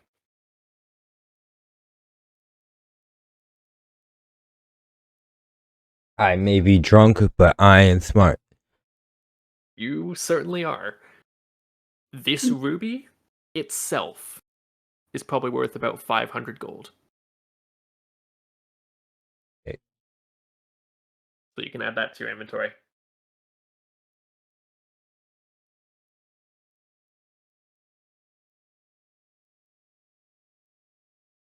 And that completes this dungeon. Hooray! Oh I would like yeah. to take the nice big bag of gold Mm-hmm. and split it amongst my 3 companions. I will take none of it. I will just keep the gems. Okay. So you're splitting it 3 ways amongst your companions and not taking any? Of the big bag of gold? Yes, but I will keep the gems to myself. Okay. So we each get 500 gold. Not It's quite. 1,200, so you each get 400 gold. You each get 400. Ah, okay. So add that to your inventories. And unless there's anything else you guys would like to do, this is where we will jump. We'll make a little jump in time. So, having a mission well completed, your party reconvenes at the tavern. Well rested and, well, not beaten to shit. You guys have split up, divided your treasure however you please. I'll let you guys decide that, obviously. But that being said, you have new information on this mysterious spell forge that keeps being mentioned, and you keep finding more clues. And next session, we will continue. Oh yeah. So that's Treasure what in hand. that's what DnD is. This is D&D, Boosh. This is D&D. It was a bit hectic because unfortunately, you joined during a boss fight, but If I it hope you still if it have fun. wasn't That's a for fun- Boosh, we wouldn't have beat it. I still hope you have fun. If you had It listened was a about fun boss fight.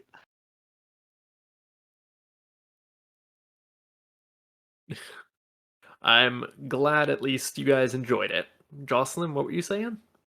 I said if Austin had just noticed when I used the light that the thing did not like it. I mean, he noticed. He started lighting the torches immediately. Yeah, but then he seemed to have forgotten. I mean, he had bigger issues. He had the, like, ghostified corpse of his mother in front of him. Fair enough. Yeah. I was all alone in this torch fighting thing. Hey, I think you did better than most there for damage. With the lights? Probably. It's a shadow. No, with the ghost, I think you took the least amount of damage out of anyone, except for Wait. Boosh. I was gonna say I did the most. Tristan, I don't think I took any damage. Exactly. So don't complain that you were split off from your friends. You took no hits. Oh yeah. So I'm just kind of looking at my large list here, and I'm just gonna kind of like bring it down some here, because I still have one large cracked ruby, Yeah. one small cracked ruby. I'm gonna say for the sake of argument, like, if you want to sell any of that, we can do that right now. Yeah. Okay. So what do you want to sell? So I'm gonna sell the large cracked ruby and the small cracked ruby, as well as all the gems I got tonight. So you said that was around like 700. Okay. So that's gold, right? 700 gold. Yeah. 1 second. So between the gems and the 700, you get 900 gold for that. Nice. And seems how everybody's in for the night. Am I good to go see my aunt and give her some money or no? Sorry. Her background. Background. I don't believe your aunt lives in Phandalin. Does it say No, Phandalin? she does. She does? Yeah, she does. Okay, yeah, then definitely. She has a farm in Fenland, and I'm just gonna go give her. Can I give? Well, hold up here. Or should I have like quite a bit of money? Yeah, you have a lot of money now. Yeah. Can't give her too much, or she'll get suspicious. Hmm.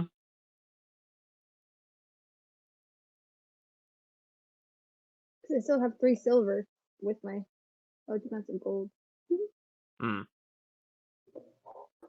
I will give her 228 gold. Okay. Dropping down to a flat 1,000 gold and 3 silver. Okay. She takes it happily. Like, she is astounded by the amount of wealth you seem to have come upon. She doesn't ask any questions, but she still greets you happily. With that, No, I'm a hero in town. she does know you're a hero, and because of that, she's actually picked something up, a gift of sorts.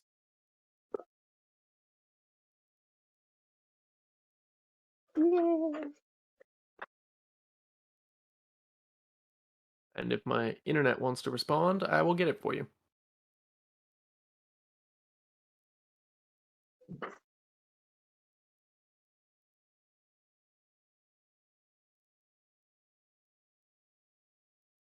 Hmm.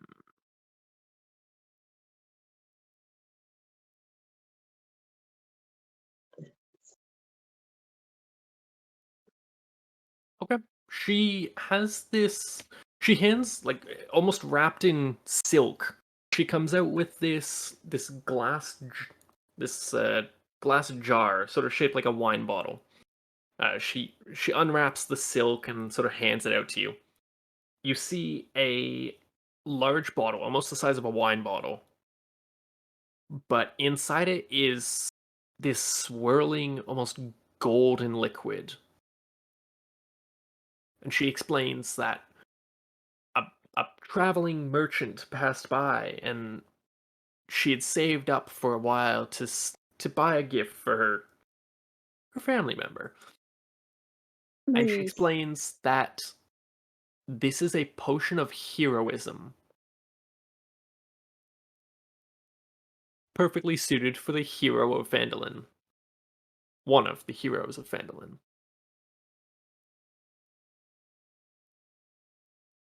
So the So it's a gold potion, a gold looking potion. potion of heroism. Potion. Again, I'll post it in the Roll20 chat.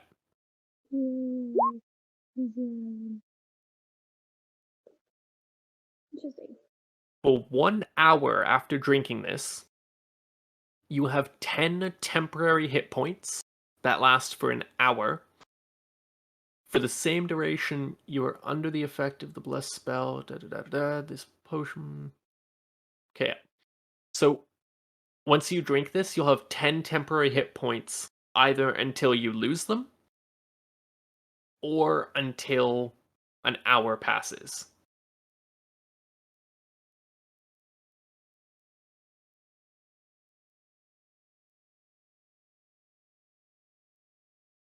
So if you use that, your HP would be temporarily boosted to 31.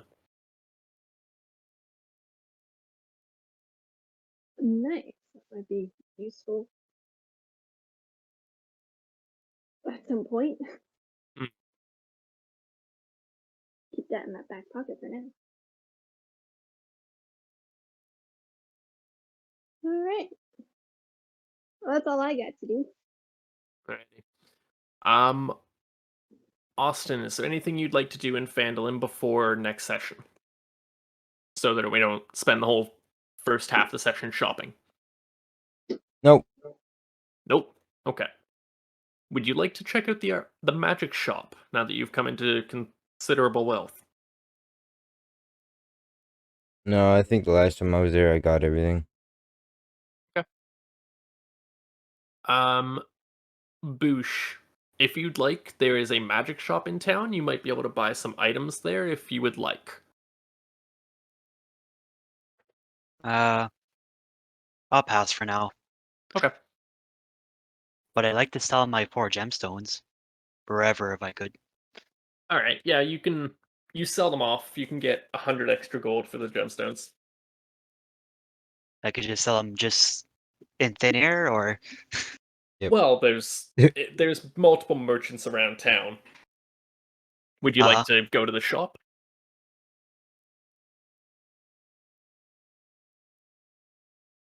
no. So then as an sort of after session thing, you manage to find a merchant willing to buy your gemstones, and he offers you 100 gold for them. Okay, so I'll just add 100 gold in my inventory. Yeah. And remove. Okay. Sounds good to me. Alrighty. And that is where we'll end the session. All right. Good job on that fight, guys. That was honestly, that was a pretty difficult boss. Between its spells and its maneuverability, you did a really good job. Thank you. Mm-hmm. Mm-hmm.